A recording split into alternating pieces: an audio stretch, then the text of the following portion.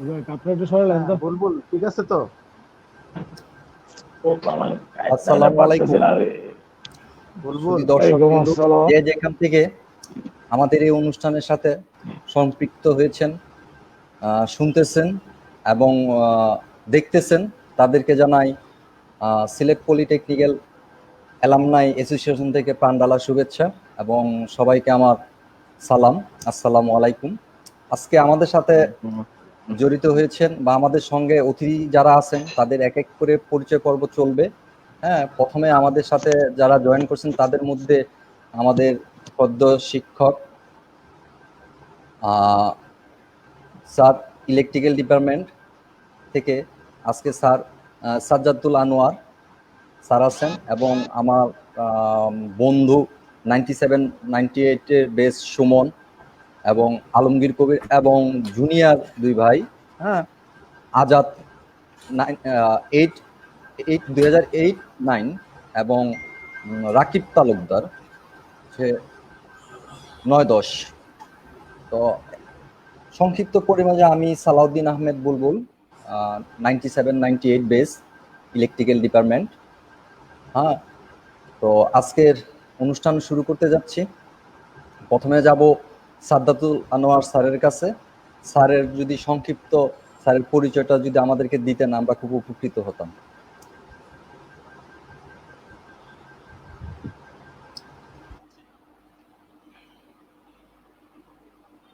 Hello sir, শোনা যাচ্ছে না?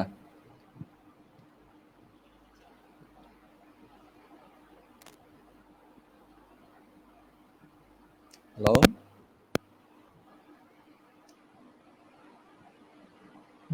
আপনার স্যার মিউট করা আছে, সিগন্যালটা দেখাচ্ছে মিউট করা। ডিসপ্লেতে দেখেন স্যার মিউট করা আছে।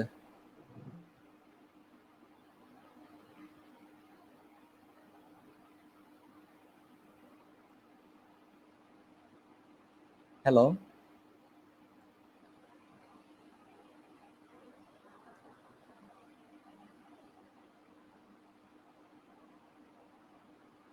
আমরা কোনো কিছু শুনতে পাচ্ছি না। সরি টু সে স্যার, আমরা আবার রিপিট। স্যার কি আমার কথা শুনতে পাচ্ছেন?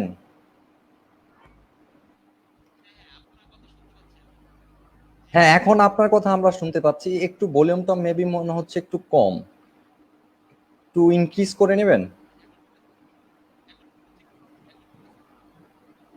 হ্যাঁ, ভয়েস আসতেছে বাট একটু সাউন্ড লেস মতো।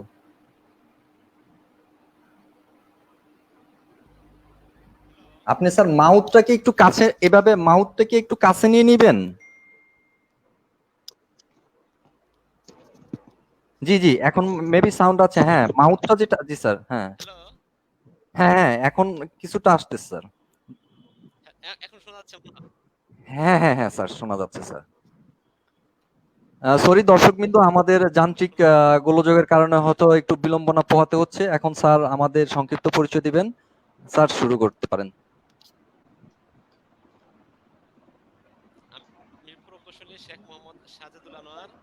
বুলবুল শোনা যাচ্ছে না তো বুলবুল। স্যার,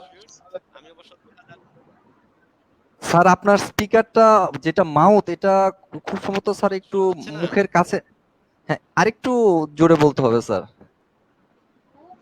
শোনা যাচ্ছে না আসলে। হ্যাঁ হ্যাঁ, হ্যাঁ, একটু কাছে নিয়ে বলেন স্যার।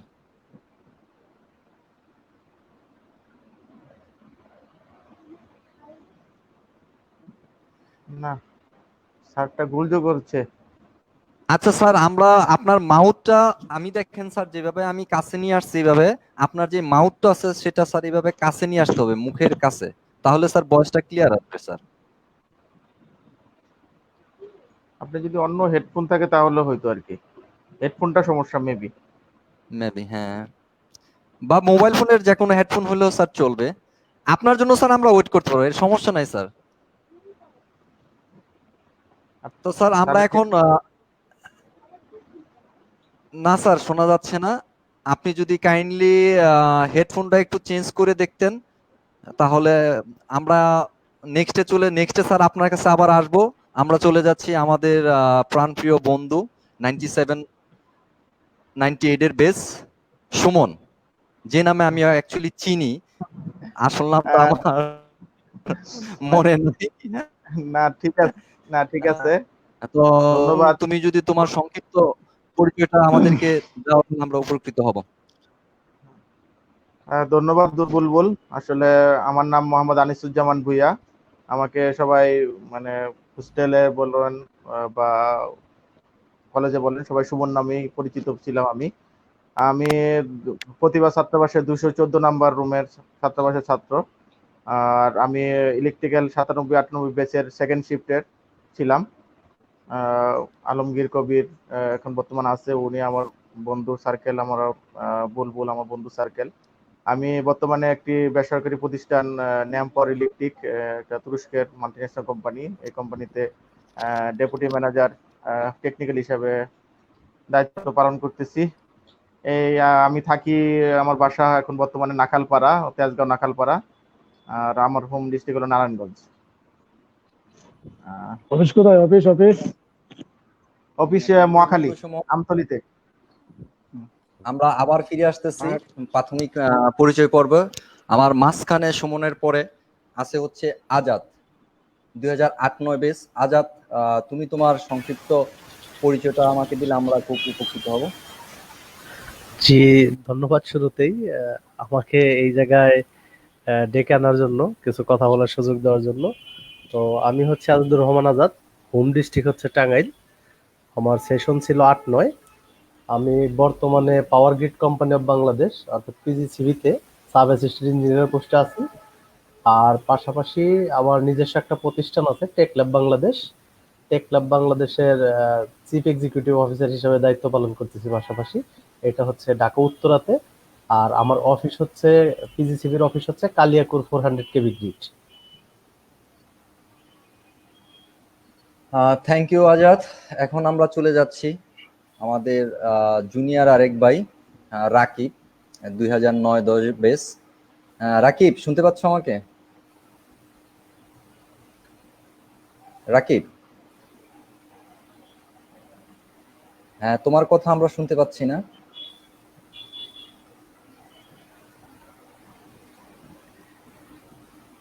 হ্যাঁ রাকিব,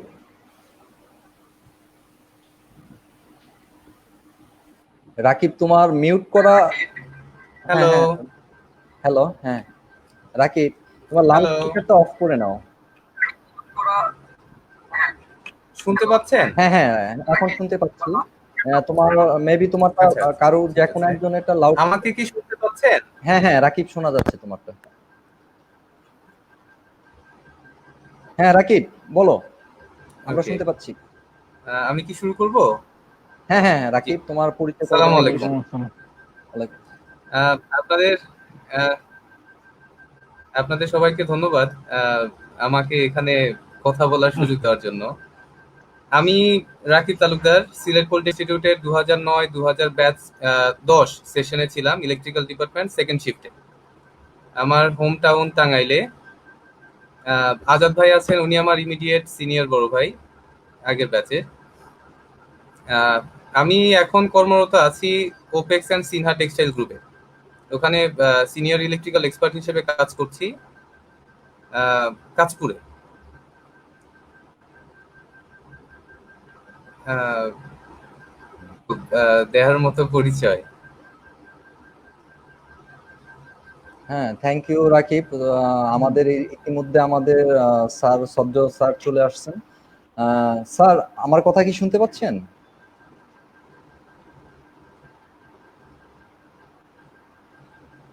স্যার, আমাদের কথা কি শোনা যাচ্ছে? জি, হ্যালো। আপনার কথা শুনতে পাচ্ছি। আমার কথা শোনা যাচ্ছে? হ্যাঁ স্যার, হ্যাঁ হ্যাঁ স্যার, এখন ক্লিয়ার শোনা হ্যাঁ, যাচ্ছে। স্পষ্ট ক্লিয়ার শোনা যাচ্ছে। জি জি হ্যাঁ স্যার, জি জি, স্যার আপনাদের কথা শুনতে পাচ্ছি। আমরা অধীর আগ্রহে স্যার আপনার পরিচয় পর্বটা শোনার জন্য অপেক্ষা করতেছি স্যার। হ্যাঁ, কাইন্ডলি যদি আপনার পরিচয়টা দেন, আমরা স্যার খুব উপকৃত হব। জি। আমি প্রকৌশলী Sheikh Mohammad Sajedul Anwar, junior instructor electrical, Mymensingh polytechnic institute বর্তমানে আছি। আমি পূর্বে সিলেট পলিটেকনিক গিয়েছিলাম, 2006-এ সিলেট পলিটেকনিক ইনস্টিটিউট জয়েন করছি এবং 2014-তে আমি ময়মনসিংহ পলিটেকনিক ইনস্টিটিউটে ট্রান্সফার হয়ে আসছি আর কি। এখন ময়মনসিংহ পলিটেকনিকেই অধ্যয়ন আর কি কর্মরত আছি। হ্যাঁ, এই এখানে দেখতেছি আজাদ দেখতেছি, ও আমার ছাত্র। আহ, ও ময়মনসিংহ পলিটেকনিকে কিছুদিন আগে ইন্ডাস্ট্রিয়াল ট্রেনিং এর জন্য ভিজিট করে গেছে। তো ওর মনে হয় একটা ল্যাবও আছে পিএইচসির উপরে। রাকিব তালুকদার দেখতেছি, স্যার ও আমার ছাত্র ছাত্র তো আশা করি তোমরা সবাই ভালো আছো। তো এই আর কি। Thank you sir. আর আমার হোম ডিস্ট্রিক্ট ময়মনসিংহ। জি জি স্যার, জি সরি স্যার, জি স্যার জি। কন্টিনিউ করতে পারেন। Sorry sir. স্যার স্যার আপনি না, বলতেছিলেন আপনার। বলতেছিলাম যে হ্যাঁ, আমার হোম ডিস্ট্রিক্ট ময়মনসিংহ। আমি ময়মনসিংহ পলিটেকনিক ইউনিভার্সিটি পড়াশোনা করছি। আহ, এখন আবার ওই ময়মনসিংহ পলিটেকনিক ইউনিভার্সিটি জব করতেছি, এটা আমার কাছে একটা সৌভাগ্যের বিষয় আর কি। বাসা থেকে আসা যাওয়া করি এবং কলেজে আমার বাসা থেকে যেতে পারি, এটাই আমার একটা যে, এবং ফ্যামিলির সাথে সময় কাটাতে পারি, এটা আমার একটা বড় সৌভাগ্যের বিষয় আর কি। যাক আলহামদুলিল্লাহ স্যার, অনেক ধন্যবাদ স্যার আপনার সংক্ষিপ্ত পরিচয়ের জন্য। শ্রোতা বন্ধু, আমরা আমাদের সদ্যেয় স্যারের সংক্ষিপ্ত পরিচয় স্যারের সাথে আবার ফিরে আসব। আপনারা ধৈর্য সহকারে অপেক্ষা করুন। ইনশাল্লাহ আমরা অনেক বিস্তারিত আলাপ করব স্যারের কাছ থেকে, বিভিন্ন পরামর্শ জ্ঞান নতুন করে আবার আমরা অর্জন করব। তো এখন আমাদের মাঝে আরেকজন আছেন, আলমগীর কবির, আমরা যাকে আলমগীর নামে চিনি। আমারই বন্ধু, সেই ক্ষেত্রে আমি বন্ধু বন্ধু তুমি তোমার সংক্ষিপ্ত পরিচয় দিলে আমরা খুব ভালো লাগবে আমাদের। সবাইকে ধন্যবাদ। শোনা যাচ্ছে না নিশ্চয়ই? হ্যাঁ হ্যাঁ শোনা যাচ্ছে। হ্যালো, ওকে। হ্যাঁ শোনা যাচ্ছে। আমি আলমগীর কবির, হোম ডিস্ট্রিক্ট কিশোরগঞ্জের ভৈরব আমার বাড়ি। আর আমি বর্তমানে আছি হচ্ছে ডেস্কোতে, Dhaka electric supply company limited, assistant engineer হিসেবে, বাড়ি দ্বারা বিক্রয় বিতরণ বিভাগ। আর ঢাকাতে থাকি হচ্ছে বাসাবোতে। এই আর কি মোটামুটি। আর কিছু? থ্যাংক ইউ বন্ধু। Okay. এখন আমরা প্রথমেই চলে যাই, যেহেতু স্যার আমাদের সদ্র স্যার বড়জন হচ্ছে আমাদের সবচেয়ে বড়, যেহেতু স্যারের কাছে আমরা চলে যাই, স্যারের সাথে কিছু সংক্ষিপ্ত আলাপ আমরা করি। অ্যাকচুয়ালি আমরা যারা জেনারেল লাইন থেকে এসএসসি কমপ্লিট করি, তারপরে আমাদের লাইফে চলে আসে যে আমরা কোন দিকে যাব, জেনারেল লাইনে যাব নাকি কারিগরি শিক্ষার দিকে যাব। তো স্যারের কাছে আমার একটা প্রশ্ন আছে, সেটা হচ্ছে স্যার, যে একজন শিক্ষার্থী যখন তার প্রাথমিক শিক্ষা বা এসএসসি যে লেভেলটা ক্রস করে, তখন আসলে কোন দিকে যাওয়া মুভ করা উচিত উচিত বলে আপনি মনে করেন? আসলে এসএসসি লাইফটা পার করার পর অনেকেই আসলে ছাত্রছাত্রীরা তো মতো বুঝতে পারে না যে তারা কোন দিকে আগাবে। এটা মূলত ছিলেন নাকি স্যার? হ্যাঁ, আমরা ব্যাকগ্রাউন্ডে কিছু সাউন্ড চলে আসতেছে, আমরা সবাই মিউট হয়ে যাই, স্যারকে বলার সুযোগ দেই। আচ্ছা, আমি আপনি কন্টিনিউ করেন স্যার। জি, বলতেছিলাম যে অর্থাৎ এসএসসি লেভেলটা পার করার পর অনেকে বুঝতে পারে না যে সহজে কোন দিকে সে আগাবে। আচ্ছা, আমার দৃষ্টিকোণ থেকে আমি মনে করি আসলে যে যদি অনেকে মনে করে যে আমি দুর্বল প্রকৃতির, আমি এই টেকনিক্যাল লাইনে যাব, আসলে কিন্তু এটা না। যারা একটু ভালো মেধা, তারা যদি এই লাইনে আসে, তারা কিন্তু আরো ভালো করতে পারে। আমি দেখছি যে আমার অনেকগুলো ছাত্র এরকম, তারা এসএসসি অর্থাৎ ডিপ্লোমা করার পর আর কি, তারা ডুয়েটের দিকে, আমি বলছি তোমরা ডুয়েটের দিকে তোমরা করতে পারো, তোমাদের মেধা ভালো আছে। দেখা গেছে ম্যাক্সিমাম অনেকগুলো ছাত্র তারা ডুয়েটে চান্স পেয়ে গেছে। তো মেধা মোটামুটি যাদের ভালো থাকে, তারা তো কারিগরি দিকে আগাবে। এছাড়াও আমি মনে করি যে অনেকে মনে করে যে যারা আমাদের মেধা তো আরো ভালো, তাই আমরা এই কারিগরি লাইনে যাই, আমরা সাধারণ জেনারেল লাইনে চলে যাই। তো জেনারেল লাইন যাইতে পারে, ঠিক আছে, মেডিকেল, এছাড়া বুয়েট, কুয়েট চুয়েট এগুলো আছে, ইউনিভার্সিটি আছে বিভিন্ন লেভেলের, তারা ওদিকে আগাইতে পারে। কিন্তু আমি মনে করি যে কারিগরি দিক দিয়েও আগালে তারা ভালো করতে পারবে, এটা আমি দেখছি। এবং আমি ডিপ্লোমা করার পর দেখছি যে এট এ টাইমে আমার 2 মাসের মধ্যে 4টা সরকারি জব আমি পেয়ে গেছি। কিন্তু জেনারেল লাইন থেকে যদি একটা ছাত্র পড়াশোনা করে, দেখা যায় যে তার চাকরিগুলো পেতে অনেকটা ব্যাগ পেতে হয়। তো আমি মনে করি যে কারিগরি দিক দিয়ে আগাইলে মোটামুটি ভালো, এই আর কি। Thank you sir. Sir Thank you, আরেকটা sir. আমার একটা কোশ্চেন ছিল, সেটা হচ্ছে স্যার আপনি তো স্যার সিলেট পলিটেকনিক ইনস্টিটিউটে অধ্যয়ন টিচার হিসাবে ছিলেন স্যার দীর্ঘদিন, এখন স্যার ময়মনসিংহে আছেন। তো স্যার অ্যাকচুয়ালি আমরা তো মোটামুটি সিলেট পলিটেকনিক্যালেরই ছিলাম। এখন স্যার আমার কাছে কোশ্চেনটা হচ্ছে এরকম যে স্যার আসলে কি যে ময়মনসিংহ পলিটেকনিক্যালের চেয়ে কি সিলেট বেটার, না সিলেটের চেয়ে ময়মনসিংহ বেটার? আপনি কোনটাকে চুজ করবেন যদি স্যার কাউকে ভর্তির জন্য পরামর্শ দিতে বলা হয় তাহলে স্যার?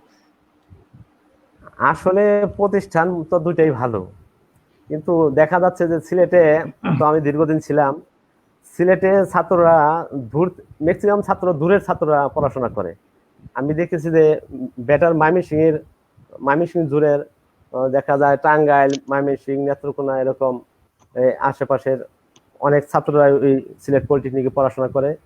দূর থেকে যায়, যার দরুন তারা দেখা যায় যে কোনো একটা ওকেশনে ছুটি পাইলে তারা আয়সা পড়ে বাড়িতে, এরপরে তারা যায় আবার একটু লেট করে। তো এই কারণে দেখা যায় তারা পড়াশোনার প্রতি একটু হয়ে যায়, একটু পিছিয়ে যায় আর কি। এছাড়া আরেকটু সমস্যা আছে, সেটা হচ্ছে সিলেট পলিটেকনিক ইনস্টিটিউটে দেখা যায় টিচার সংখ্যাটা একটু কম থাকে। টিচাররা বিভিন্ন টেকনোলজিতে দেখা যায় যে যতগুলো টিচার থাকা দরকার সেই পরিমাণ টিচার না থাকাতে দেখা যায় ছাত্রছাত্রীরা একটু করতে হয়, পার্ট টাইম টিচার নিয়ে ক্লাস নিতে হয়। এখন অবশ্য ম্যাক্সিমাম পলিটেকনিকে পার্ট টাইম টিচার নেওয়ার প্রয়োজন হয়, তারপর দেখা যায় সিলেটে একটু বেশি প্রয়োজন হয়। তা আমি ওই দিক দিয়ে দেখি যে ময়মনসিংহ একটু তুলনামূলক ভাবে একটু ভালো, এখানে টিচার অ্যাভেলেবেল আছে মোটামুটি, এবং পড়াশোনা কন্টিনিউ। এখানে ছাত্ররা ছুটি পাইলে যে চলে যাবে এরকমটা না, এরা কন্টিনিউ করে, রেগুলার করে। তে আমি দেখছি যে যে এখানে আসার পরে সিলেটের সাথে তুলনায় এইটুকুই আর কি, যে ছাত্ররা যদি ওই জায়গায় যদি আরো তারা সময় দিত, আমি মনে করি যে সিলেটে ভালো ছাত্রই ভর্তি হয়। প্রতিযোগিতামূলক ভাবে তারা যে বিভিন্ন জায়গায় যে তারা করে দিচ্ছি আমি, চাকরির ক্ষেত্রে হোক বা অন্যান্য ইসের ক্ষেত্রে তারা যে প্রতিযোগিতা করে, দেখেছি আমি আমার সিলেটের অনেক ছাত্ররাই তারা উত্তীর্ণ হয়েছে এবং ভালো জবেও তারা পেয়েছে। আমার কিছুদিন আগে কয়েকজন ছাত্র ফোন দিছে, তারা যে পিডিবিতে চাকরি পেয়েছে, পরে যে গণপূর্তিতে চাকরি পাইছে, চাকরি পাওয়ার পরে ফোন দেয় বলে স্যার আমি অমুক জায়গায় জয়েন করলাম। তো আমার খুবই ভালো লাগে। অনেক ধন্যবাদ স্যার। আমরা যারা শুনতেছি তারা অবশ্যই স্যারের কথাগুলো খুব মনোযোগ দিয়ে শুনবো, যেন আমাদের ভবিষ্যৎ প্রজন্মের জন্য আমরা অনেক কিছু স্যারের কাছ থেকে জ্ঞান নিয়ে যাতে সাজেস্ট করতে পারি। তো এখন আমি চলে যাচ্ছি আমাদের বন্ধু সুমনের কাছে। সুমন, শুনতে পাচ্ছ আমাকে? বন্ধু, শুনতে পাচ্ছি। আমার তোমার কাছে একটা প্রশ্ন রাখতে চাই। প্রশ্নটা হচ্ছে এরকম, যদিও কঠিন না, একদম তোমার জন্য সহজ, কারণ তোমার এই ব্যাপারে ভালো অভিজ্ঞতা আছে। অ্যাজ এ ডিপ্লোমা ইঞ্জিনিয়ার, হ্যাঁ, কি ধরনের চ্যালেঞ্জ মোকাবেলা করার জন্য তাকে প্রস্তুত হতে হয় যখন সে ডিপ্লোমা ইঞ্জিনিয়ারিং কমপ্লিট করার পরে নতুন কোথাও চাকরি করতে যাবে বা ইন্টারভিউ দিতে যাবে বা কি করবে? হ্যাঁ, মানসিক তার মানসিক কি কি প্রবলেম হয় বা তাকে কি ফেস করতে হয়? ধন্যবাদ বুলবুল। হ্যাঁ হ্যাঁ, শোনা যাচ্ছে। বুলবুল শোনা যাচ্ছে তো না? যেটা সবচেয়ে বড় ডিপ্লোমা ইঞ্জিনিয়ারদের ক্ষেত্রে সবচেয়ে বড় যে সমস্যাটার সম্মুখীন হতে হচ্ছে আমাদের এই বর্তমান পরিস্থিতির জন্য, যেটা হলো যে সবচেয়ে বড় সেক্টর যেটা মানে সরকারি সেক্টর প্লাস গার্মেন্ট সেক্টর, যেটা প্রাইভেট সেক্টর যেটাকে আমরা খুব বেশি গণ্য করি, তো ওই সেক্টরগুলোতে এখন সবচেয়ে বেশি যেটা হচ্ছে যে বিএসসি ইঞ্জিনিয়ারদের খুব চাহিদা।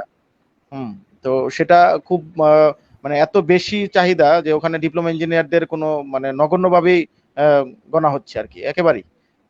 তো একটা ছাত্র যখনই ডিপ্লোমা ইঞ্জিনিয়ারিং কমপ্লিট করে সে চাকরির জন্য বের হয়, তো তাকে একদম ন্যূনতম মানে গণ্য করা হয় না যে একজন ডিপ্লোমা ইঞ্জিনিয়ার বা ইঞ্জিনিয়ারিং সেকশন থেকে সে আসছে।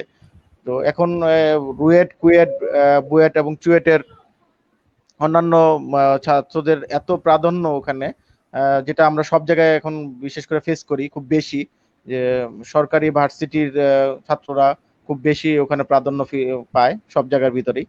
এটা একটা জিনিস। আরেকটা জিনিস হলো যে ডিপ্লোমা ইঞ্জিনিয়ার যদি সে পড়াশোনার ক্ষেত্রে তো ভালো হতেই হবে, সেটা একটা জিনিস। একটা জিনিস হলো হাতে কলমে যে শিক্ষাটা, এটা আসলে অত্যন্ত জরুরি একটা জিনিস। এটা হোক সে বিএসসি ইঞ্জিনিয়ার, হোক সে ডিপ্লোমা ইঞ্জিনিয়ার, কিন্তু হাতে কলমে যে শিক্ষাটা, কারিগরি শিক্ষার মূল নীতি থাকবে হাতে কলমে যে শিক্ষাটা। আসলে পিজিসিবি, পিডিবি, ডেসকো, ডেসা, সরকারি যেসব প্রতিষ্ঠানগুলোতে যারা এখন ইঞ্জিনিয়ারিং সেকশন আছে, মূলত তাদের থেকে অনেক বেশি জানা প্রয়োজন হলো যারা প্রাইভেট সেক্টরে জব করবে, যাদের সিচুয়েশনটা প্রাইভেট সেক্টরে চলে যাবে। আমি মনে করি তাদেরকে অনেক বেশি পরিশ্রম করা উচিত এই সেক্টরগুলোতে হাতে কলমে শিক্ষা নেওয়ার জন্য।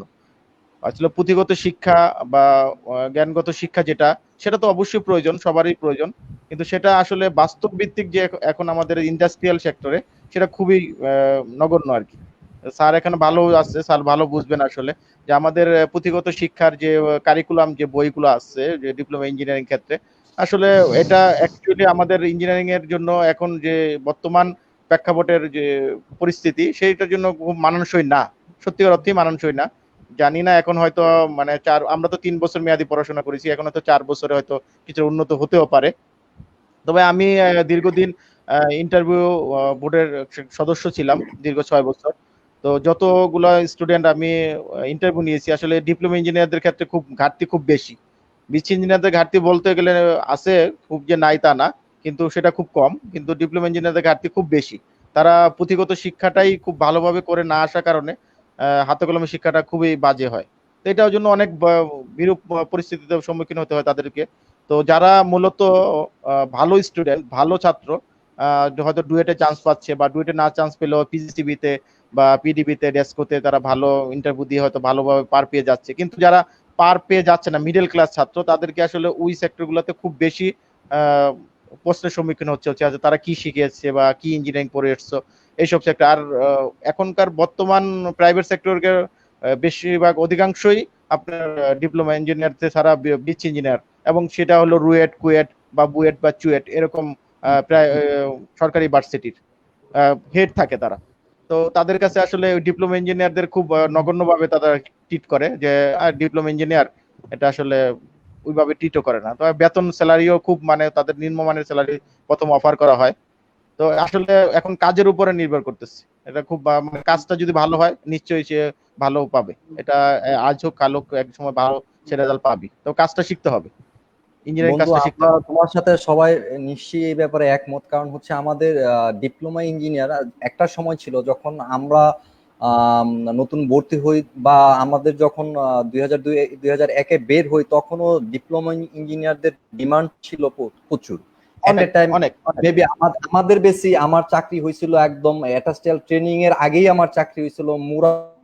সুমন, মুরাদের হ্যাঁ, ফ্রেন্ড ছিল সুন্দর। সুমন, ওর চাকরি হয়েছিল। হ্যাঁ, কিন্তু আসলে হুম, এখন বর্তমানের যে পরিস্থিতি, তো তোমার সাথে আমরা সবাই খুব মনে খুব হয় খারাপ এক পরিস্থিতি ভাই। হতেই হ্যাঁ, পারি যে খুবই খুব খারাপ। বাজে অবস্থা। সেই থেকে সেখানে তুমি একটা বিষয় তুমি উত্থাপন করছো, যেটা হচ্ছে যে কারিগরি শিক্ষা, যেটা পুঁথিগত বিদ্যা যেটা আমরা নেই, আর হুম, হাতে কলমের যে শিক্ষা।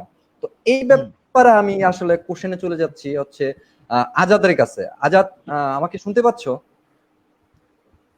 জি ভাই, আমি শুনতে পাচ্ছি, কোনো সমস্যা নেই। এখন আমাদের বন্ধু যেটা বললো যে পুঁথিগত শিক্ষাটা মূল্যায়নটা হচ্ছে ওইখানে কম হয়, যেহেতু আমাদের টেকনিক্যাল হ্যান্ড কাজ করতে হয়। সেক্ষেত্রে পলিটেকনিক্যালে যে ব্যবহারিক যে শিক্ষাটা আমরা পেয়ে থাকি, প্র্যাকটিক্যাল যেটা পেয়ে থাকি, এটাকে তুমি কিভাবে মূল্যায়ন করবা, বা কাজের পরিপ্রেক্ষিতে বা জব সেক্টরে কিভাবে তুমি মূল্যায়ন করতে পারো? জি ভাই, ধন্যবাদ। আমি শুরু করব হচ্ছে ভাইয়ের কথার মাঝখান থেকে আর কি। ভাই একটা কথা বলছে যে তারা যে সময়টাতে ছিল সেই সময়টাতে যে কোর্সটা ছিল 3 বছরের, অর্থাৎ যে ডিপার্টমেন্টের ইলেকট্রিক্যাল ডিপার্টমেন্টের যে টপিকস গুলো ছিল, মূলত আজকে আমরা কথা বলতেছি ইলেকট্রিক্যাল ডিপার্টমেন্ট নিয়ে যেহেতু, তো সেহেতু বলা যায় যে আমাদের সেই সময়ের যে কোর্সের যে টপিক গুলো ছিল এবং এখনকার সময়ের যে কোর্সের টপিক গুলো, এগুলোর মধ্যে খুব একটা ভ্যারিয়েশন এখনো পর্যন্ত আসেনি। অর্থাৎ চ্যাপ্টারের নামগুলো ঠিক রয়ে গেছে, কিন্তু তার ভিতরের যে কন্টেন্ট গুলো যে চেঞ্জ হওয়ার কথা সময়ের সাথে সাথে যে আপগ্রেডেড হয়েছে সেগুলো আসলে এখনো হয়নি। বাই যেহেতু ফ্যাক্টরিতে আছে, বাই এটা আরো ভালো বলতে পারবে যে আমরা এখন ফ্যাক্টরি গুলোতে প্রত্যেকটা ফ্যাক্টরিতে ম্যানুয়াল সিস্টেম গুলো চলে গিয়ে এখন চলে আসছে হচ্ছে অটোমেশন সিস্টেম। তো অটোমেশন সিস্টেমের ক্ষেত্রে দেখা যাচ্ছে যে বইয়ের মধ্যে এখনো পর্যন্ত এই চ্যাপ্টার গুলো নামে মাত্র কিছু কিছু চ্যাপ্টার, যে পিএলসি হার্ডওয়্যার এইগুলো নিয়ে কিছু কিছু চ্যাপ্টার অ্যাড হয়েছে, কিন্তু এখনো পর্যন্ত মানে ব্রড ভাবে একটু যে একটা বই পুরোপুরি দিয়ে দেওয়া বা 2টা সেমিস্টারে এই অটোমেশন বা ফ্যাক্টরিতে যে কাজগুলো আসছে সেই কাজগুলো ফ্যাক্টরির লোকজন মানে ব্যাপারটা এই জায়গায় সমন্বয়হীনতা আমার মনে হয় একটু প্রবলেম আছে, যে যারা এই বিষয়গুলোকে দেখে বা কোর্স ডিজাইন করতেছে, যদিও হয়তোবা তারা বিভিন্ন এক্সপার্টদেরকে ডাকে, কিন্তু আমার মনে হয় এটা টোটালি একদম ফ্যাক্টরি যে এক্সপার্টরা থাকে তাদেরকে ইনভাইট করে কোন কোন বিষয়গুলোকে অন্তর্ভুক্ত করলে যে তারা ডিপ্লোমা ইঞ্জিনিয়ারদের যে রিক্রুট করে তারা তো তাদের মন মতো পায় না, বাইরের কথার অনুযায়ী যেটা বোঝা গেল। তো সেই অনুযায়ী বলা যায় যে তাদের এক্সপার্টদের যদি ডাকা হয় এবং তারা যদি বলে যে হ্যাঁ এই এই টপিক গুলো এই এই বিষয়ের উপর স্কিল থাকলে আমাদেরকে মানে চাকরি রিক্রুট করতে আমাদের জন্য সুবিধা হয়, এবং তাদেরকে যেই স্যালারিটা ভালো স্যালারিটা সম্মানজনক স্যালারিটা দেওয়া যাচ্ছে না, যে কোন কাজগুলো জানলে কোন টপিকগুলোর অন্তর্ভুক্ত করলে যে তাদেরকে সম্মানজনক একটা স্যালারি দেওয়া যাবে। তো আমার মনে হয় যে ওই কোর্সগুলোকে আর একটু ঢেলে সাজানোর মনে হয় প্রয়োজন আছে, যদিও আমরা আগে থেকে দেখছি। আমি বলতেছি না ওই কোর্সগুলো দরকারি না, ওই কোর্সগুলো অবশ্যই দরকারি, এবং ওই পাশাপাশি আমাদের কোর্সগুলোকে আরো অন্তর্ভুক্ত করতে হবে ফ্যাক্টরির উপর বেস করে, যেন তারা ফ্যাক্টরির জন্য রেডি হয়ে পলিটেকনিক থেকে বের হতে পারে। প্র্যাকটিক্যাল কাজে এক্সপার্টের জন্য আরেকটা ব্যাপার যেটা বলতে হয় সেটা হচ্ছে যে এতে কিছু স্টুডেন্ট মানে আমরা যারা যখন পড়াশোনা করি আমাদের একটা গাফলতির ব্যাপার থাকে, যে আমরা যখন পড়াশোনা করি তখন প্র্যাকটিক্যালের দিকে খুব একটা নজর থাকে না, আমাদের মেইন থিঙ্কিংটা থাকে হচ্ছে কিভাবে আমরা সেমিস্টার পার করব, সেমিস্টারে পাস করব, ভালো গ্রেড থাকবো।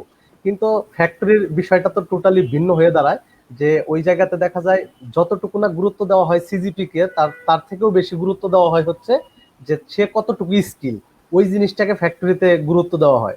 নর্মালি দেখা যায় যে ইন্টারভিউ গুলোতে ডিরেক্টলি কোশ্চেন করা হয় তুমি কি জানো, তো তখন ওই অ্যান্সার দেওয়া যায় না যে আমি এসি মেশিন জানি, ডিসি সার্কিট জানি, এসি সার্কিট জানি।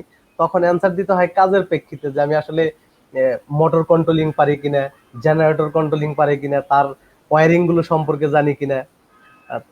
এই বিষয়টার জন্যই আমি বলতেছি যে একটা হচ্ছে যে কোর্সটাকে আর একটু ঢেলে সাজানো যেতে পারে, আর পাশাপাশি হচ্ছে যে আমরা যারা স্টুডেন্ট যারা পড়াশোনা করি ওই রানিং অবস্থাতে শুরু থেকেই থিওরিটিক্যালের পাশাপাশি প্র্যাকটিক্যালটাকে ঠিক সমপরিমাণ গুরুত্ব দিয়ে নজর দিয়ে দেখা, এবং পাশাপাশি স্টুডেন্ট থাকা অবস্থাতেই ছোট ছোট প্র্যাকটিক্যাল যে কোর্সগুলো আছে, যেমন স্যার ভালো বলতে পারবে যে স্টেপের অনেকগুলো অলরেডি চলে আসছে, ট্রেনিং চলে আসছে গভর্নমেন্টের থেকে, ওই ট্রেনিং গুলো আস্তে আস্তে যদি নিতে থাকে আমার মনে হয় তারা অবশ্যই ভালো করবে।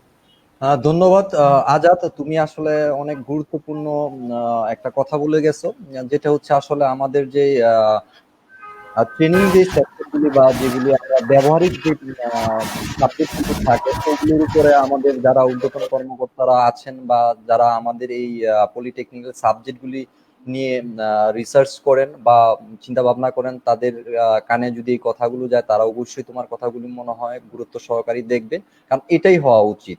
কারণ হচ্ছে যখন আমরা কোনো জব সেক্টরে যাই প্রথম ওরা দেখে যে আপনি কি কি কাজ পারেন, আমি কয়টা বই পড়ছি, কি কি থিওরি ছিল, ওটা আসলে আসে না।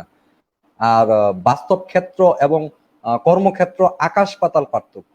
আমরা যখন নতুন ডিপ্লোমা ইঞ্জিনিয়ারিং কমপ্লিট করে যখন একটা ইন্টারভিউতে ফেস করতে যাই, ওরা আমাদেরকে যে কোশ্চেন করে যে তুমি কাজ কি জানো, আমরা কিছুই বলতে পারি না, আকাশ পাতাল ডিফারেন্ট এখানে হয়ে থাকে। তো সেক্ষেত্রে আমাদের যারা সদ্য টিচাররা আছেন তারা এই ব্যাপারগুলো একটু দেখবেন। আর যেহেতু আমাদের স্যার আনোয়ার স্যার আছেন, স্যার এই ইয়াং জেনারেশনের জন্য আদর্শ, যতটুকু আমি জানি খুব আদর্শ।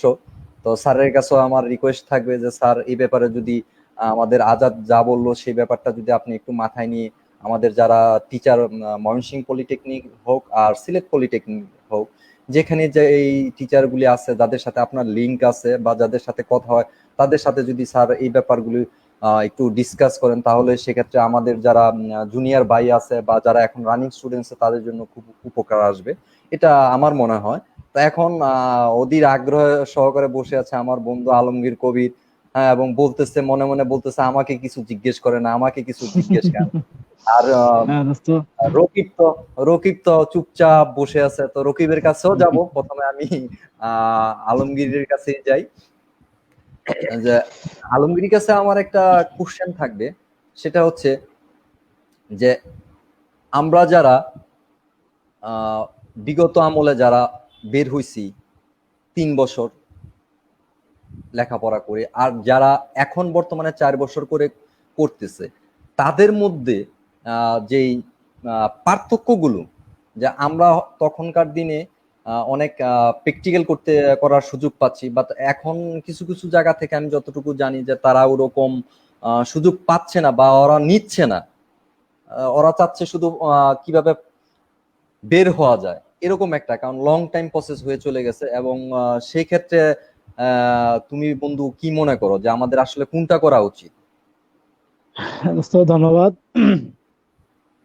আজাদ, ছোট ভাই আজাদের কথাগুলো আমার একটু বেশি মনে ধরছে আর কি। যাই হোক, তারপরে আমি একটু কন্টিনিউ করতে চাই। আমি কিছুদিন একটা স্পিনিং মিলে চাকরি করছিলাম। প্রথম দিক দিয়ে অটোমেশন ছিল, সেখানে পিএলসি কন্ট্রোল ছিল। তারপরে তো বিদ্যুৎ সেক্টরে চলে আসছে।